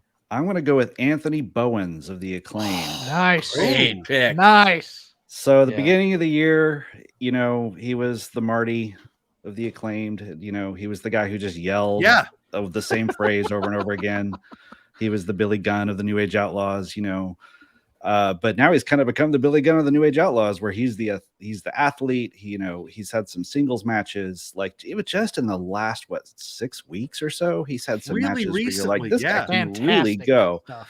He's also kind of come into his own, I feel like, as a personality. I think a lot of it of him being more public on Twitter about his personal life and sort of challenging some haters online and things like that have kind of given him a little bit of spunk in his presence, you know, where he's, you know, just, I don't know, he's just sort of feeling his oats a little more, you know, and I like it when you see a guy go from, you know, mechanically good or a good performer to where they really you can just see the switch flip in their mind where they're like, oh, hey, I am a star after all. So that's been cool to see. That's a great answer. That pick. I do too. Yeah. Jeff and I rave about him every week. Yeah. You know, in that tag team for so long, like he was just the other guy. Because from the beginning, I'd heard how like Oh, what's it? My He was mind. the Billy. He Caster. was the Billy Max Gunn to Caster. Max Yeah, Caster's from the road very dog. beginning. Yeah. Yeah, from the very beginning, it was AEW expects big things out of Max Caster. Max Caster is going to be one of the next big deals in AEW, and I'm just like, oh, he's just the good guy they put him with. And it really, literally, in the last 6 weeks, when I've just been every week, I'm more and more impressed with Anthony Bowens. That's a great pick. All right, Jeff Hawkins, it is down to you now. Honorable mention to people who went from meh to good in Hobbs, Powerhouse Hobbs, Yep. and also Tay Conti. Solid. Tay Yeah. Conti was a bit of a revelation after coming from NXT. Look, she has some work to do on the acting part, but she's definitely improved Yeah. over what she was in NXT. I mean, if she just would do judo throws, she'd be great, but they make her wrestle occasionally. I am going to I don't think enough love is given to people who are already good that then become great in these most improved types of things, and I like to point those out from time to time. Last year in WWE, I gave that to Bayley for finding her character finally. Even though she's a great wrestler already, gonna kind of do the same thing here. I think Serena Deeb is absolutely fantastic now and must watch. She now has a character she can sink her teeth into in this whole Dean Malenko woman of 1,000 holds / wrestling professor gimmick. She's no longer just, she does judo in her off, or not judo, yoga in her off time. Yeah. Whatever. I find all her feuds, especially now that she's chopped down on a heel persona, must watch. The things she's done with Rosa and Sheeta and other talent in this division, she has just been a godsend for this AEW women's division, quite frankly. And I think, she's no longer just, she's another person who did every indie in America and is very good, but she never could. She can promo now too. If you've watched her promos on TV, I want her in the Pinnacle, quite frankly. That's where I want her. I know Paul wants her with Danielson. I want, if we're not going to put Cargill in the Pinnacle, I want Deeb in the Pinnacle as that type. I think it's amazing how much she's improved, at least from me watching her. I want to give an honorary hook to the AEW women's division. We've had Britt Baker really come into her own. We've had Serena Deeb really come into her own. Ty Conti's one of the most improved this year. Chris Statlander's one of the most improved. You can now throw in Mercedes Martinez. Oh, by the way, you're taking my name your own award, James. But please continue. But Jamie Hayter is somebody that is also somebody I considered her for this one. She didn't even look like the same person to me when she came back. She's been a great addition. Yeah. So just the women's division has been phenomenal this year. So totally That's killed everybody. Jeff Hawkins. Totally killed Jeff Hawkins award. That's okay. I'll try to think of something else. Sit awkward silence. So our next category is the My Favorite Performer, the MFP award. Let's start with you, Paul. Okay, well, before we go to me, I do have we have a tape message from Scott Edwards, who does the Joshi 5-Star podcast on the Patreon. So can I play that?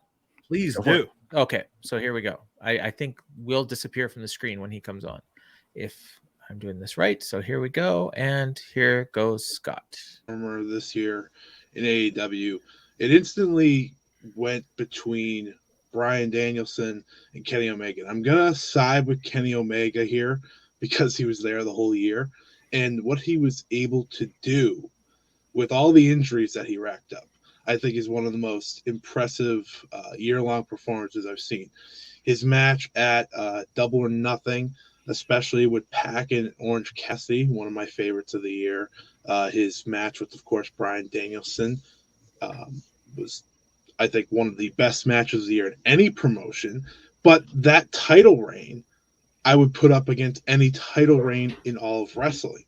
And I think the way he was able to carry or help carry AEW from the pandemic into a year with fans was just so awesome.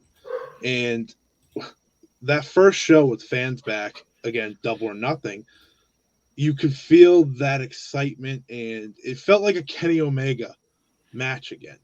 If you've seen any of his stuff in New Japan, which I'm sure many that are listening to us have, you know how incredible he was. And I think once fans came back into the scenario, it just got better and better and better. His title reign got better and better and better. And rarely do title reigns get better towards the end. I think a lot of the time we see him better in the beginning, and then maybe they start to fall off at the end. But for me, he got better and better. And that match with Hangman Page to end the story, end his title reign, that was the perfect moment for AEW this year. And I think without him being that heel that was able to put doubt into Hangman Page throughout the year, just for him to ultimately lose to him, made him the best performer and my favorite in AEW all year long. And there we have it. That was a great pick from Scott. That's somebody, Kenny Omega has not come up enough on this show tonight. And just the amazing job he did as the belt collector, the matches he had this year. And then when we all found out after he lost the belt and it's taken time away, the number of injuries he had was shocking. Absolutely unbelievable. Great answer. So my pick is somebody who we have talked quite a bit about tonight. And anybody that has listened to my show will not be surprised in one bit by this. This guy is somebody who, when he's on the screen, I stop what I'm doing and I watch and I'm entertained every single time. I love the reactions that he gets from the fans. He is the perfect performer.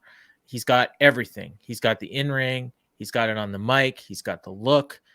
And he's just got everything. And my pick is this guy, MJF. I think he's going to be like the god of professional wrestling for the next 20 years. Hook, I'm just the hook for my favorite performer is MJF. And I will fight anyone to the death who disagrees with me. You know, that one's not my pick, but I can't argue with that one for a second. He is phenomenal. Yeah. What was that, Jeff? I don't know. You can't argue with that. He's a complete package. Yeah. absolutely. And he's my favorite. So Perfect.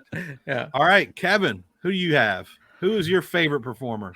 Well, I have an honorable mention. I wanted to mention FTR, and I really wanted to put them at the top of my list just because I wanted them to get some love. And a little bit of why Jeff loves Tully is why, because they're carrying that torch, and I love seeing them any match.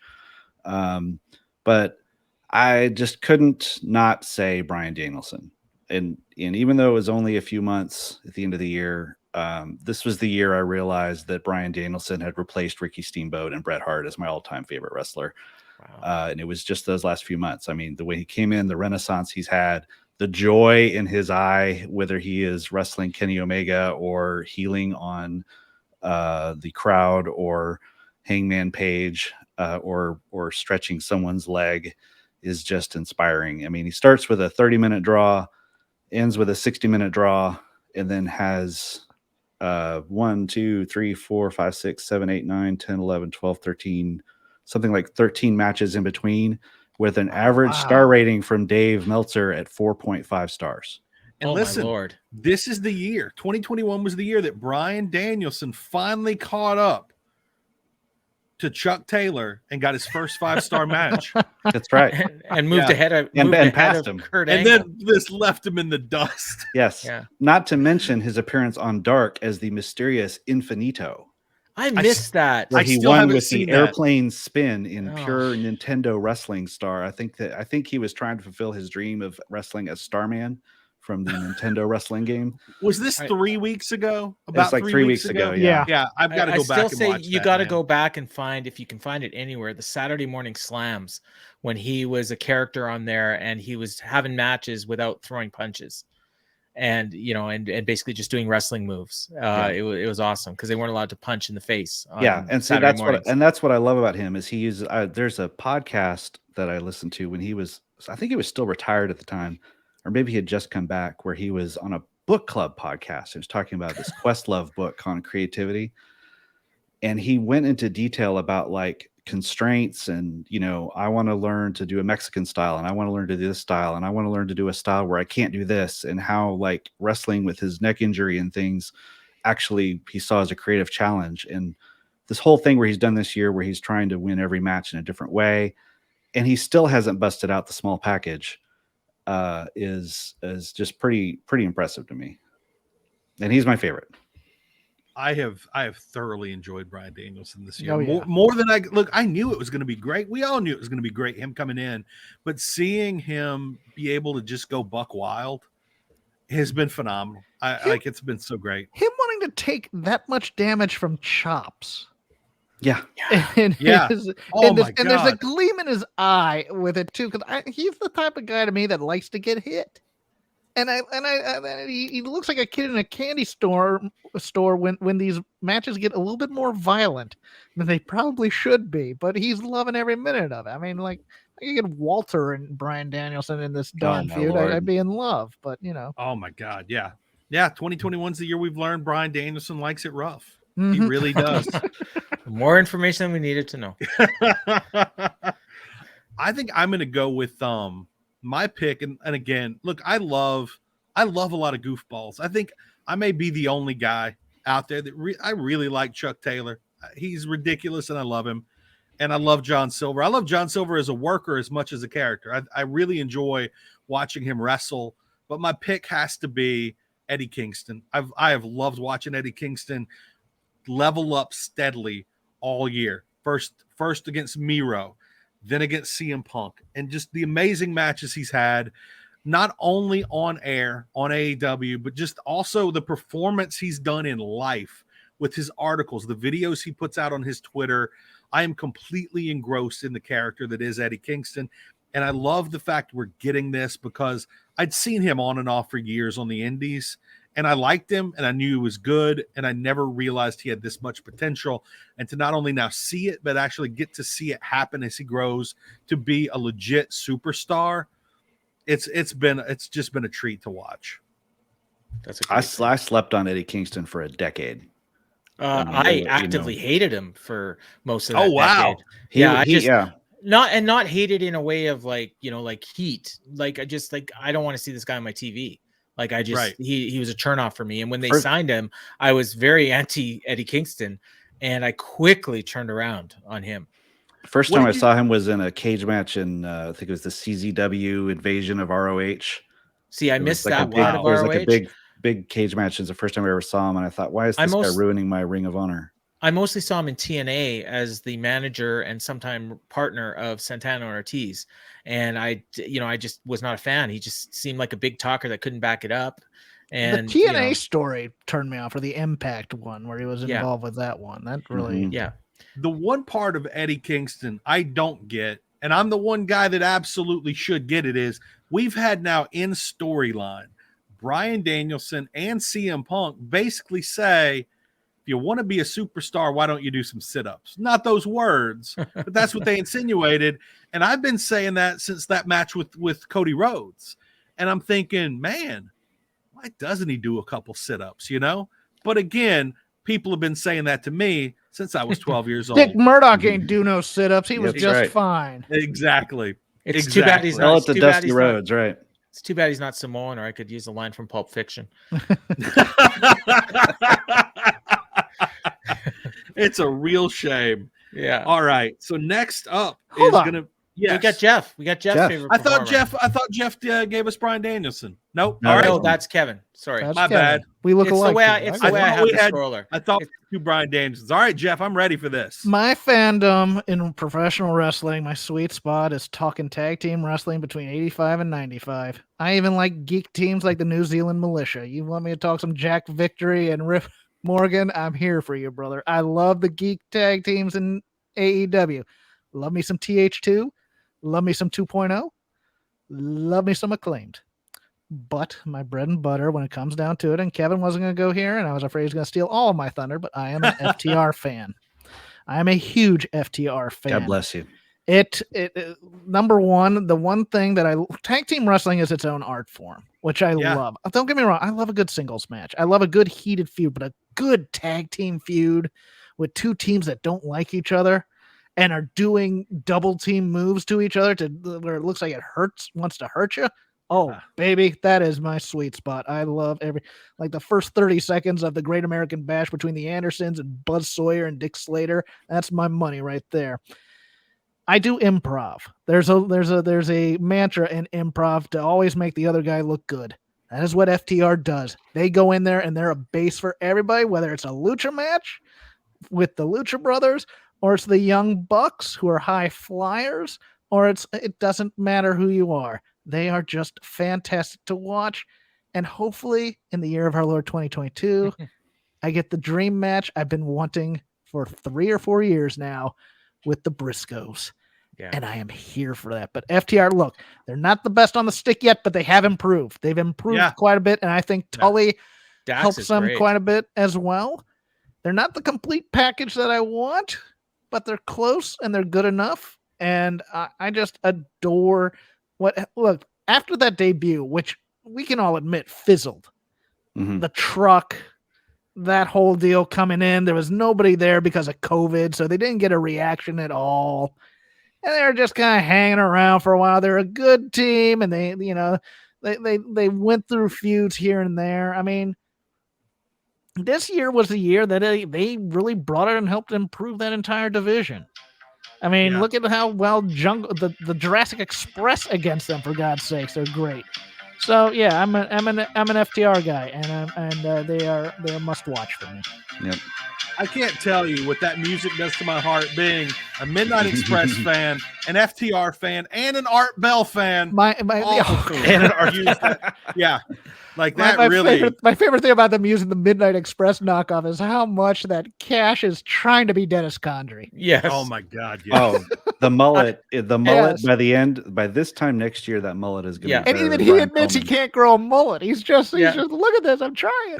Yeah. I took liberties on the scroller and added Tully Blanchard to FTR because I know how much you love Tully. I mean, look, I'd much rather have another manager who could do more bumps and stuff like that. But right now, I mean, he's good for that. I mean, there's no real young managers to pick up for the most part on the Indies. I mean, Malcolm Bivens would be great with this act, but he's not available right now.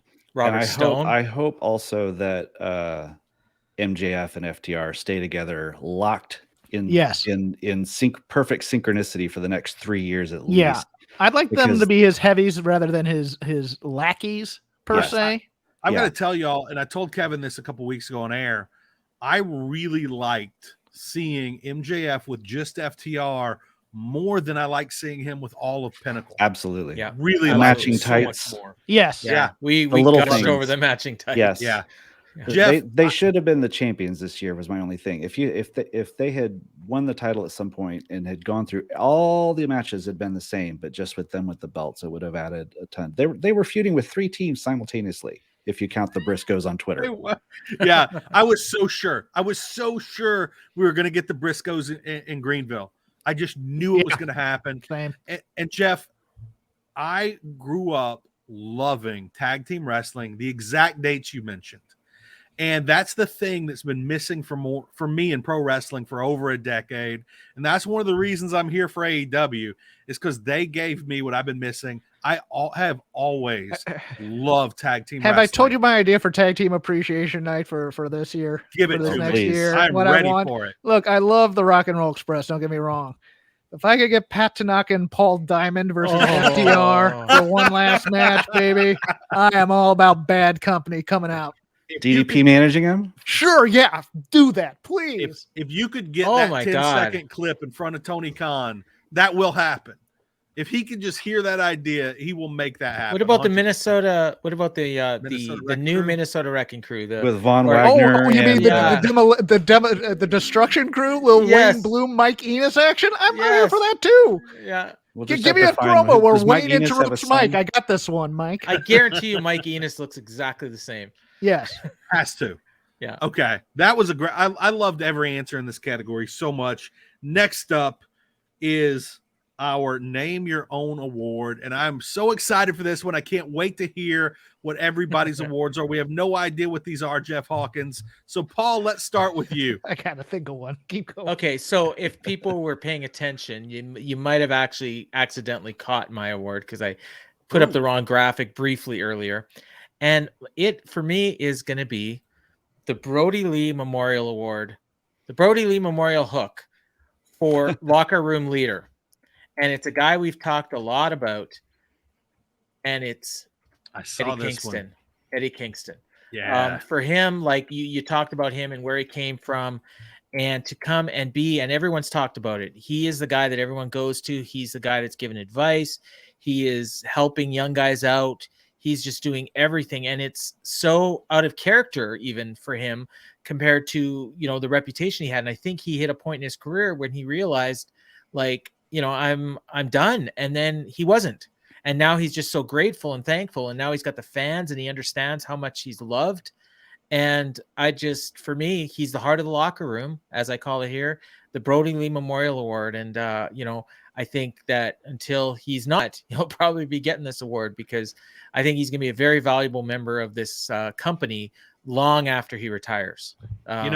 Anybody that's listening, if they've spent a lot of time on AEW's YouTube, you will see him all the time, like getting everybody's attention in the locker room, backstage, bringing everybody together, doing pep talks before the show starts. And I particularly remember it starting actually I think it was right after the death of Brodie Lee. I think he really did kind of step up. Yeah. And it's perfect. This is a perfect award, Paul. He had that segment on BTE right after where he basically gave a pep talk to the locker room. Yeah. Right? Yeah. That was when I was still watching that show. That's a great pick. That's a great pick. Absolutely. Okay, Kevin, we're going to go with you next. So mine, we sort of alluded to mine too as well. I'm not really sure exactly what to call it, so I'm just calling it Producer of the Year or Agent of the Year for whoever lays out Sting's matches.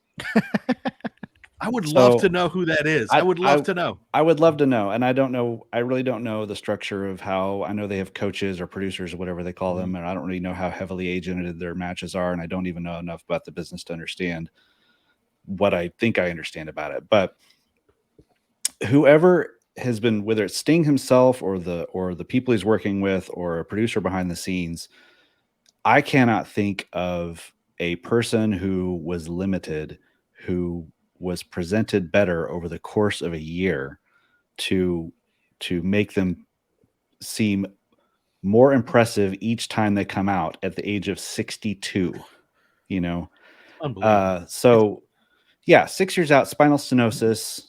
You thought, no way is this guy ever going to do anything. And he was around for how many months? 3 or 4 months, right? Before he actually had a match. And maybe did a couple of things here or there. It was Revolution, right? Yeah. Where they had that. So that it was the cinematic match. And we thought, okay, 4 months. We had learned from the Takers kind of over the hill at that point, and we were like, well, this is it. This is all we're going to see from him. And we were impressed with some of the stuff he did, but it was there, Then he had a tag match with Paige and Scorpio Sky at Double or Nothing in front of fans. And I can't remember specifically what he did then, but it was something I remember. It was that, holy crap, he's going to wrestle. Oh, it'll be fine. Darby will do everything. He'll come in and, death drop someone, and that's about it. But he was impressive then. He really wrestled. And then August, wrestles 2.0. Again, really wrestled the match. Then FTR, Arthur Ashe. Then the Gun Club on Dynamite. And he's squaring off with Billy Gunn. And everyone's suddenly excited to see Billy Gunn versus Sting in 2021. And then the 6-man last week where he just lost his mind and was jumping like Hiroshi Tanahashi off of he wasn't jumping like Hiroshi Tanahashi, but he was trying. And was hanging with FTR, the youngsters in the business. Yeah. And the thing is that he never overdoes it. He never underdoes it. He's always impressive. They do some cheats, like having him no-sell things and things like that, but it never not works. All right. And so it's just, I don't know, it's just brilliant. And so I don't know if it's one person or if it's a group effort between, I kind of want to give it to Sting, but also Darby, Page, Scorpio Sky, 2.0, the Guns, and FTR as like this group effort to make this guy legend look like the legend that he is. He's their Undertaker now. And it didn't take him 20 years to do it. Yeah. And Kevin, like we grew up really a state apart, basically. You in Oklahoma, me in Louisiana. And I want to say something that I don't know if people that grew up in like Portland or Maine understand about Sting. Like, and I've gotten angry at Dave Meltzer for kind of saying once that Sting was the main star in a down period for a regional promotion, which was WCW. And Sting is not black and white Sting to me. He will always be beach, like pink and black and blonde hair Sting. I saw him in the Blade Runners, live as a kid. Me too. I saw him long-term tag teaming with Rick Steiner. Then his rise in WCW. If you grew up in Oklahoma or Louisiana, you're in UWF country. Absolutely. Sting was our Hulk Hogan. Yeah, he was Hulk Hogan, and to this day, he was also our Hangman Page. Yeah, because he was the guy that you saw in the team that you wanted to see break out. That's exactly right. And see, when he came over to my territory, which I grew up in Crockett country, yeah, you knew he was a big deal. Yeah. And you knew that, especially after that first Flair match, man. And I just that time limit draw that is always going to live with all three of us, all of us forever. Yeah, and to this day, my radio station that I work for every year will have like WrestleMania week. They'll talk about like wrestling, and to this day, when we do a poll for your favorite wrestler, it's Sting by 4 to 5 times what anybody's number 2 is. Yeah. In the South, in Crockett country and in UWF Mid-South territory, Sting is next level. And I just want to make sure everybody understands that. And so I was so angry that about his WWE run that was the end. I was so disappointed because he held out for so long. Then they bring him in and he basically loses to Triple H and gets hurt, right? Him. They clowned him. And to see him now getting the recognition he deserves, I thought like he kind of got clowned versus Hulk Hogan after sitting out for a year in the NWO feud. And then he goes and gets clowned in WWE in the very end. And I hated that because he deserves so much more. And I love Tony Khan for what we're seeing right now out of Sting. It's phenomenal. The first wrestling match I ever saw, or first show I ever went to live, the reason I wanted to go to that match was because it was the Fantastics versus Eddie Gilbert and Sting for the UWF. Oh, yes. And my dad took me to that. The first piece of wrestling merchandise I ever bought was a Sting t-shirt. The first wrestler I ever got an autograph from was Sting. The first wrestler I ever slapped hands with as he was going around the rings was Sting. Bro. All this is actually just coming back to me right now.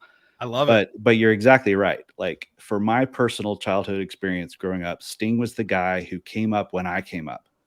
And so to see him get his flowers, as CM Punk might say, is just been heartwarming. Yeah. That's we got our first cat as a married couple.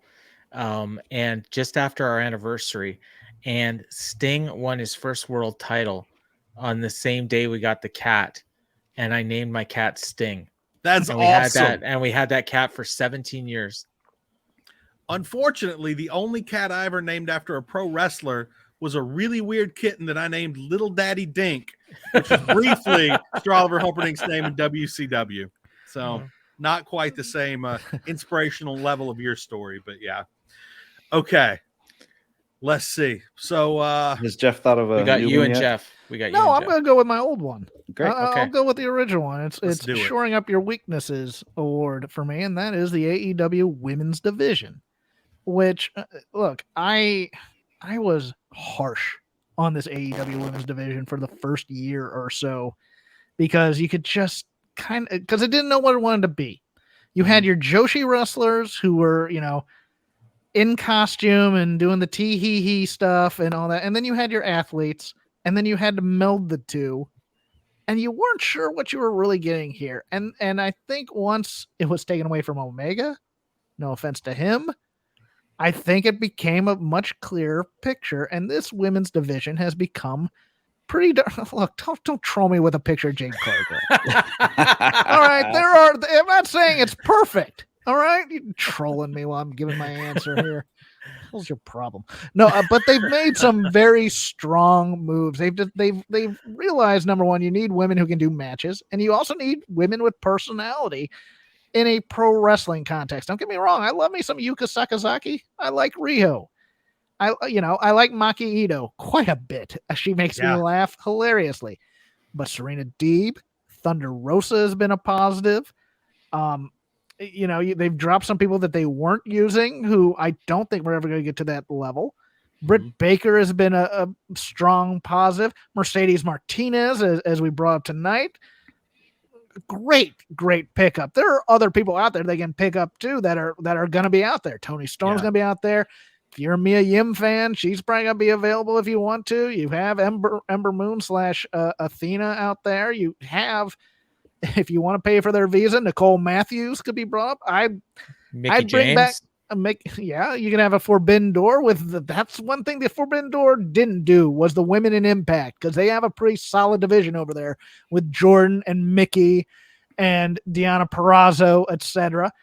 Toni Storm's going to be available. I would bring back Nicole Savoy as well. I love Nicole Savoy. I think she can bring some swagger on the stick as well. You need promos to get your feuds going so you can build this division. They had decided to go with a youth movement of people like Anna Jay, who's a project. Very pretty project, but still a project. And you have a lot of these, and this has been a weakness in both AEW men and AEW women, is they want to go for the new. And I get that instinct. But the new also don't have the ring time necessarily to carry a division. And this was a big problem in AEW's division as well. And now they've got some veteran hands in there who can help the young kids and see if they can sink or swim. But in the meantime, you're also building up veterans as bigger stars, such as Serena and Britt, who have been around on the indies for a couple years. And really now with a televised product are shoring up that part of their game, because you didn't have to do promos really that much in Shimmer and Shine and Rise and all these other women's federations. Television wrestling is a far different product than wrestling the indies, and you make money with your mouth. That's always been my opinion, and they've really done a good job of building up this division. Is it perfect? No. Jade Cargill can talk, can't wrestle. Britt Baker's sketches are sometimes a little bit too self-indulgent. But they've done a good job of shoring up this division and getting some solid people in there and some projects that were cast off elsewhere.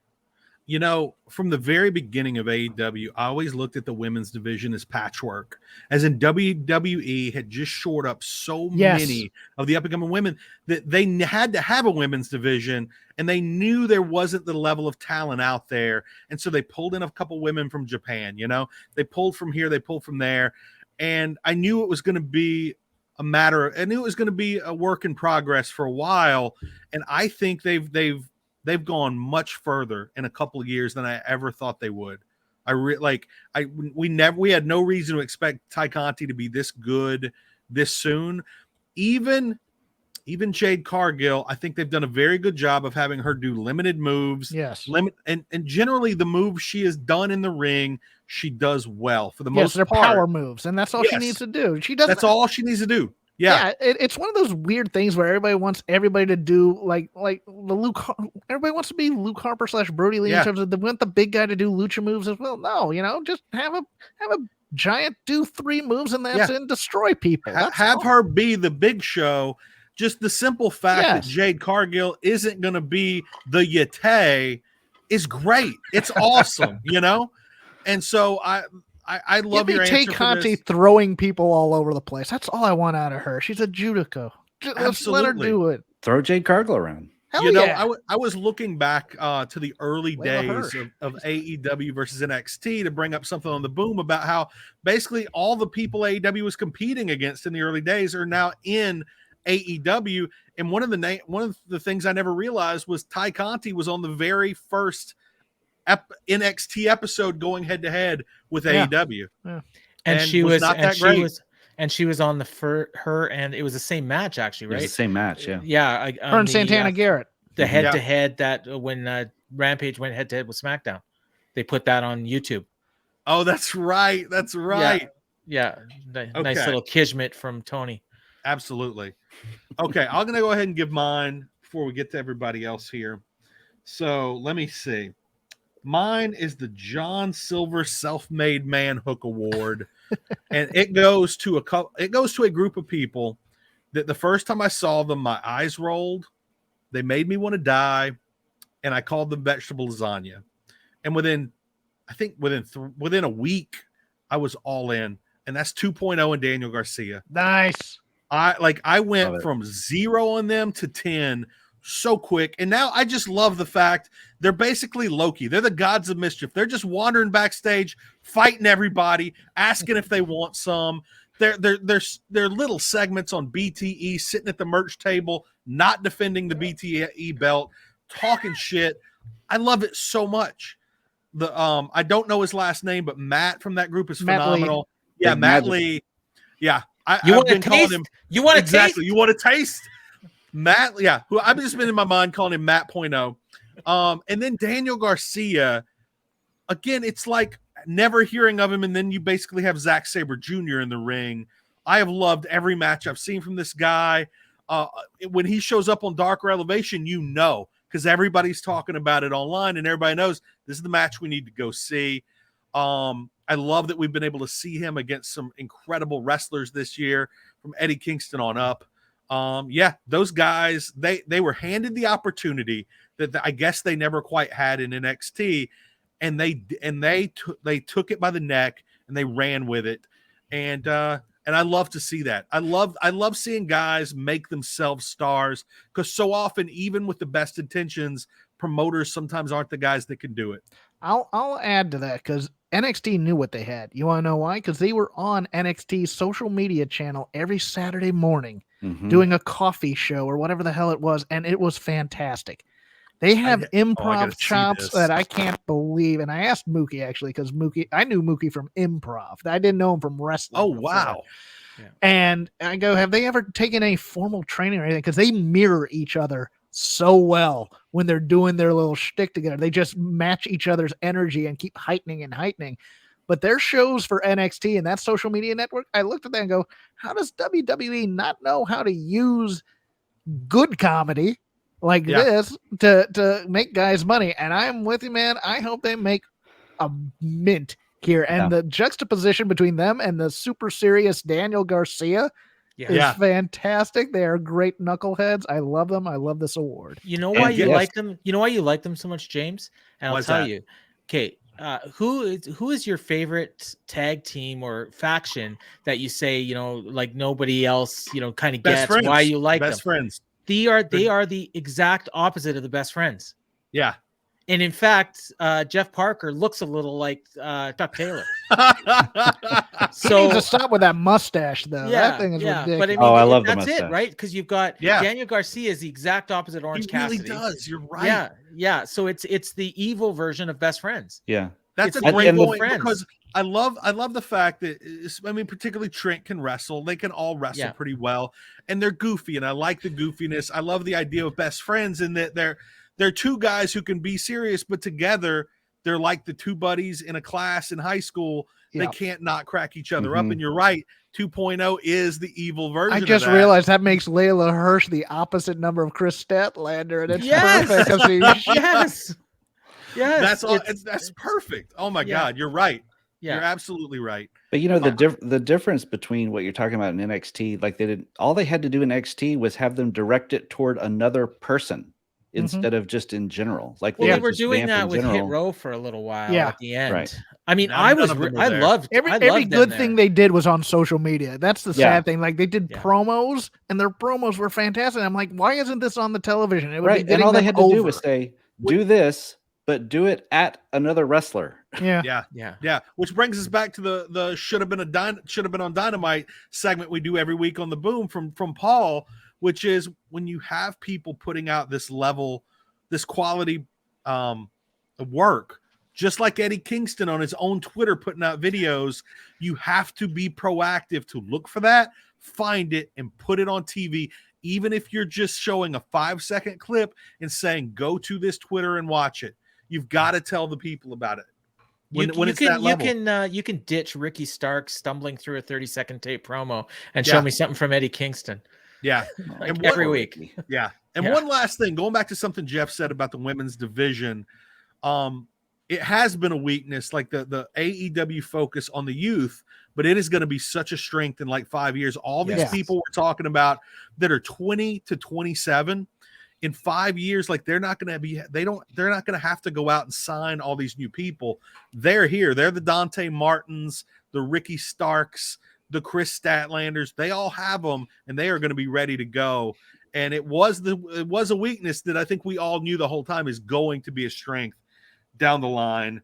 And so this brings us now to our final award of the night, and probably the biggest award of the night, because we are talking about pro wrestling, and that is the Hook Award for Match of the Year. And unfortunately, it can't be Hook versus Bear Bronson. I'm afraid. Yeah, it's the name of the awards. We can't go there, so we're gonna have to. I mean, I know it's gonna be difficult. We're gonna have to come up with. I would love to give a Match of the Year award to Fuego. Just for Can I go Hook and which Fuego which Fuego are we talking here? Yeah. Oh, okay. So who's going first? Let's start with you, Paul. Okay. So for me, I said this from the second I saw the match. It's really one of the best matches I've ever seen. And I mean, this was a great year in terms of in-ring matches in AEW, but I am going to go with and this is Kevin's favorite wrestler of the year, the Brian Danielson, Kenny Omega 30-minute draw. I mean, for me, like, okay, you said on the boom last week, James, I think it was last week, you were talking about Brian and Hangman, and you mentioned how they went like nonstop and there wasn't like any, like, I kind of disagreed a little bit with that. Like, I thought they paced it really well and it didn't drag at all. This 30-minute match, they went balls to the wall for 30 minutes. And I had no idea they were at 30 minutes when they got to 30 minutes because it felt like 20, maybe 15. And they just did a sprint. And for not 1 second did I think it was going to be a draw until it actually was. Yeah.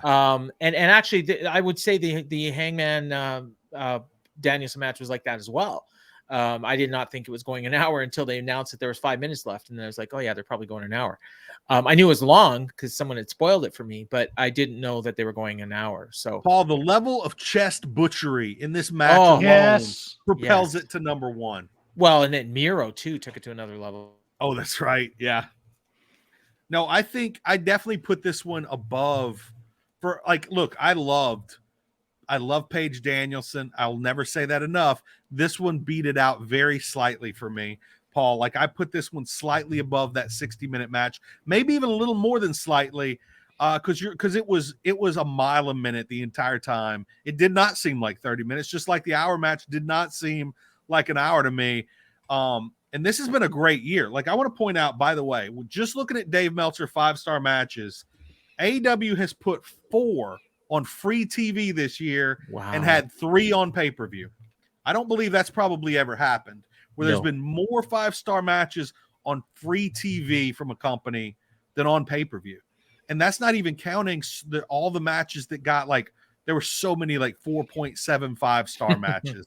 So many, like Britt versus Thunder Rosa and Eddie Kingston versus was it Bryan Danielson or CM Punk? I think it was Kingston Punk. Kingston Punk, exactly. Yeah. Like, there's been so many. This is a tough category this year. Okay, Jeff Hawkins, who you got? The easy answer for me would be FTR Young Bucks, which is just a fantastic match, but I'm not going with that, oddly enough, because there's parts of me that just watch wrestling to tickle my childhood fandom. I'm going with Blood and Guts on TV. Yeah, I complained about the booking afterwards. Trust me. Yeah, I complained a little bit about the ending. Yeah. But nothing disappointed me more than when NXT took the IP of War Games and what they did with it. Mm-hmm. Oh, because this is everything I wanted in a War Games match. It was brutal. It was a fight. Sure, it was interrupted by commercials and ruined Wardlow's entrance. But I watched it picture in picture and got it. It was everything I wanted a War Games match to be, without Pat McAfee doing a boomsaw. I adored that they've been doing this with old IP and even time limit draws, bringing those types of things back. That's what I want in professional wrestling. I want it to be talking smack and fake fighting. And so, yes, I look, the ending was a little contrived. Don't get me wrong, but to sit there for a good 45 minutes and watch what was a War Games of my youth, and the only other War Games I ever got a chance to go see live, it was in Norfolk, Virginia, and it sucked because it had the one-man gang, Elegante, and the Yellow Dog involved. man. And I just, this is not War Games. This is not the War Games that I ordered on clamshell VHSs. Yeah. You know, but this one on AEW, oh, please give me this instead of Stadium Stampede any day of the week. They did it right. It felt like they were doing damage to each other. People were bleeding all over the place. It felt like there was hate involved. And that's all I want out of my professional wrestling is bad men doing bad things and unrepentant stupidity. But I want those separate from each other. And this was bad men doing bad things to each other. Absolutely. That's great. You know, the thing about that pick is that's two matches now we've discussed that kind of blew it with either an ending or something that happened after the ending with Jericho falling into the crash pads. But both those matches were basically 5-star matches until that thing. They were still like the biggest embarrassments of AEW's year were awesome matches. Mm-hmm. Yeah. And if that's the worst thing that happens to you, you're having a hell of a year. You're having a hell of a year. Absolutely. Yeah. Oh man. Okay. So Kevin, have we had yours yet? Nope. Let's do it. Well, I'm gonna follow up on Paul's with my pick of Page versus Danielson time limit draw as my favorite. The 30-minute match was absolutely my favorite match of the year until the night I walked into the arena and saw that match kick off Dynamite. And I'm just going to be totally biased about it. The fact that I saw it live is what puts it over the top for me. I will never forgive myself for not being able to take you up on the ticket offer. I had a ticket for you, but I'm going to be thinking about that in the nursing home if I live that long. Just the reason I love that part of it too is there are a lot of matches on TV that just don't come out with the heat like you do in a live crowd, and it can really amp it up. So I dig that. And even just as a match, even after I watched it back again later with TV and the commercial interruptions and all that, I still I stick by it. It's the first AEW match that felt as epic as the most epic New Japan title matches the last 5 years. I mean, maybe not up there at the tippy top, but like up there. And I felt like a real story with real character, real investment. You know, there was all the talk about Page leading up to it, and I was feeling like a big time Page defender, you know, leading up to it, wanting him to have a great match and a great title defense. Brian, that was the night that I realized that I was like, well, this is my favorite wrestler of all time. This guy is amazing. And I'd never gotten to see him live. I think the last time I had seen him live, he was in Team Hell No. So it was like, you know, getting to see the real Bryan Danielson, you know, work the crowd and do jumping jacks and in the commercial break, tease the yes chant only to flip it into the middle finger, you know. Yeah. And then just the story, the mechanics of the match, the way it was laid out, the way they paced it, the story that Bryan Danielson was going to out wrestle him no matter what. And it was Page just having, it was the phrase I came up with was it was skill versus will. Bryan Danielson is going to beat him in a wrestling match unless Hangman just decides he will not let him. And that's what the story was through the point until Danielson gets injured a little bit. Then Page has his opening, and then Page is just able to just keep overwhelming him until time comes out. I can't wait to see what they do in the second match.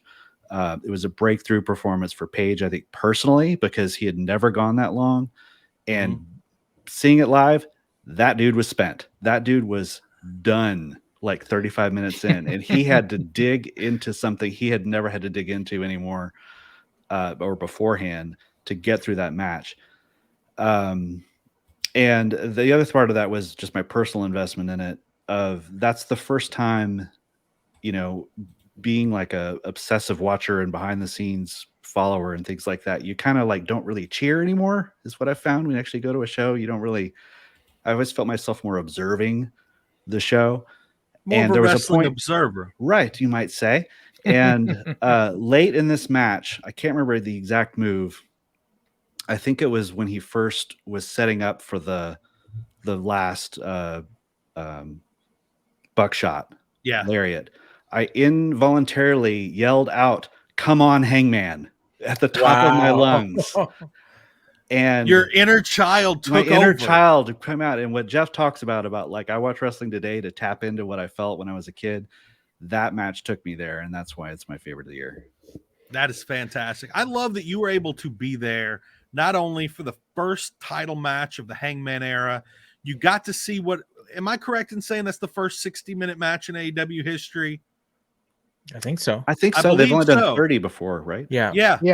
So you were there for so many, like, these are major moments in the history of AEW, a company that I think is going to be around for a really long time. And you got to see this huge breakthrough performance by a guy who has been probably my favorite wrestler over the last couple of years, and I think probably one of yours too. Like, that's just amazing to have been there live for it, and I love it.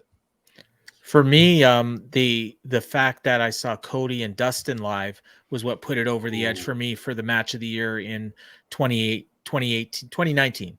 Yeah. And there's a lot of great matches in 2019, but seeing it live just put it to another level. My sister had not seen a wrestling match in almost 20 years, since 2001, and I brought her to Double or Nothing, and she this is the one that was on the show I did with Oliver Kopp, if any of you watched that. So she came to Vegas and watched that, and she had tears in her eyes watching the match. And crowds are a fun thing, man. She knew Dustin Rhodes. She remembered Goldust, but she had never seen Cody. But she bought into the story like right away. And when he said, "I don't need a partner, I need a brother," she lost it. God. Yeah. That match was one of the most well-told stories AEW has ever done, and I think maybe any wrestling company's ever done. It was so great. And it was their first show. Like, I think I went to 3/4 of the takeovers. Up to a point, and just those first 3 years or 4 years or so, man, those crowds. I'm never gonna get Durham Arena back, or the Scope or the Coliseum or things, but it's close, man. And I can't wait to finally go to an AEW show and feel that. Hopefully, the match we saw together, Jeff. I think before I saw Dustin and Cody was the Dallas Takeover. The Revival against American Alpha. That was just so good. Oh my God. Like that was when I realized that American Alpha, or that the Revival, was as good as they were, because I always thought it was American Alpha before that. Okay. My pick is tough. Real quick, I'm going to read y'all off the 5-star matches from this year. On TV, New Year's Smash, Kenny Omega versus Ray Phoenix. From Dynamite, Young Bucks versus Lucha Brothers. Grand Slam, Bryan Danielson versus Kenny Omega. From Winter is Coming, Adam Page versus Bryan Danielson. Pay-per-view, All Out, Lucha Brothers versus Young Bucks. From Full Gear, Adam Page versus Kenny Omega. Also from Full Gear, Jurassic Express versus Super Click. And my pick is a toss-up between one of these, which is the cage match between Lucha Brothers and the Young Bucks. Probably the best cage match I've ever seen. Between that and a Dave Meltzer 4.75 star match from Dynamite, and that is the unsanctioned match between Thunder Rosa and Britt Baker. And I really think that's my pick. I think that's my actual pick. I loved that match so much. Britt Baker has done so much with her, like, 2 bloody-faced moments in her career. She sold them so well. And the only disappointment that came from that is I wanted more. I wanted them to continue that feud right then and there. And I love that we're going to go back to it someday. But I just adored those 2 matches. And again, there are other matches that were probably more technical and probably a little better throughout the year. And I think that cage match was definitely a little more technical. But yeah, I'm going with Britt Baker and Thunder Rosa because I think it transformed a division that needed to be transformed. With the 2 ladies who I think are going to really lead it through 2022, of course, along with Jade Cargill and Lulu Pencil. You brought up a good point in saying that the division really needed it, because this was the first time in AEW history that they ever let women main event a show, and they produced a 4.75 star match. And that was a risk. Yeah, A huge And- risk. Yeah. and they brought it, and to the point where when they had a match, I think I can't remember, it was a couple of weeks later, and they had a Moxley title defense, I think, or it's Omega Moxley maybe, and they had a Britt Baker match, and the question was who should main event the show. Like that's how far Britt Baker brought that division and how far she came. Which brings us back to the most improved, and somebody had picked Britt Baker, I think, or no, Breakout Star. That was Jeff, right? Yeah, that was me. exactly. Yeah. So there you go. This is going over all this. It's amazing how many great moments we had this year, and I know there's a ton of great moments that people are probably going to drop in the comments, and I hope they drop in the comments of the video. And I would love for people to like bring this up in the Fight Game Media board there. I want to see everybody else's picks for all these categories. Look, this AEW has grown ratings wise year over year, and you have to say this has to be their best year, not just because of the CM Punk, Bryan Danielson, Adam Cole, Ruby Soho signings, but we've had so many freaking great matches. And I brought up the fact that Chuck Taylor, the fact that Best Friends have a 5-star match because of that 5-star match they did on AEW with Proud and Powerful. With Proud and Powerful. And at the time I looked it up, and that was the first 5-star match in the history of a regular televised show, as in not a Clash of Champions. And the fact that we went from that being the first ever to happen in the history of pro wrestling, or the history of Dave Meltzer covering pro wrestling, to now this year, The history of pro wrestling. Let's be fair. To now we have 4 in 1 year, and so many that could have easily been 5-star matches, like the Britt Baker match. It's been a hell of a year, man, and I've loved covering it. And I've loved breaking it down with you guys. I've had the pleasure of doing this show, the Dynamite show, since the beginning of March. So we're coming up on a year, and it's so much fun. I enjoy it every single time. A year ago, I had barely even done any podcasts, and now here I am doing video and somehow producing this show, which has had its glitches, but I've disappeared a few times. You know who else has had their glitches, Paul? AEW. Yes. But you've managed to cover for me, which I appreciate. Every time I came back, it was like I never left. So I appreciate that. If there's one thing I can do is talk about nonsense. And this was so much fun. And everybody coming on relatively short notice, all the special guests we had, and hopefully JD's okay. How dare you, JD? He probably just fell asleep. I would assume. Yeah. And I know you were aiming for an hour 15. I'm glad we nailed it here. 2 hours 15 minutes. And 40 I'm seconds. just worried about getting this filed at Garrett. What the hell? Every episode of the Boom, I'm like, not that much happened this week. We're going to get this done in 45 minutes. And then 23 minutes in, I realized we have only just finished talking about the Hook match. Literally that episode. In Paul's defense, I like hearing myself talk a lot. So it's one of those things where... Well, I love hearing all of you talk. I like that all 4 of us are very different people. The way we tell stories is very different. And I love hearing everybody's take on these categories. And I've had a really great time. I only wish we were doing like 20 categories, but then we'd have to have a Joe Rogan Experience level podcast, like 4 to 6 hours to pull that off. So I guess you know what the music means. Yeah.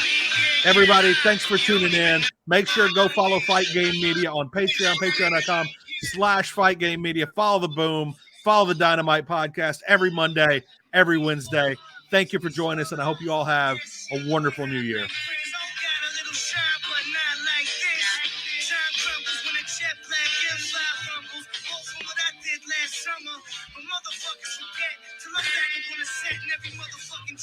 I'll kill my joke. I was going to say, that's the end of part 1. Yeah. Oh, man. Oh. I only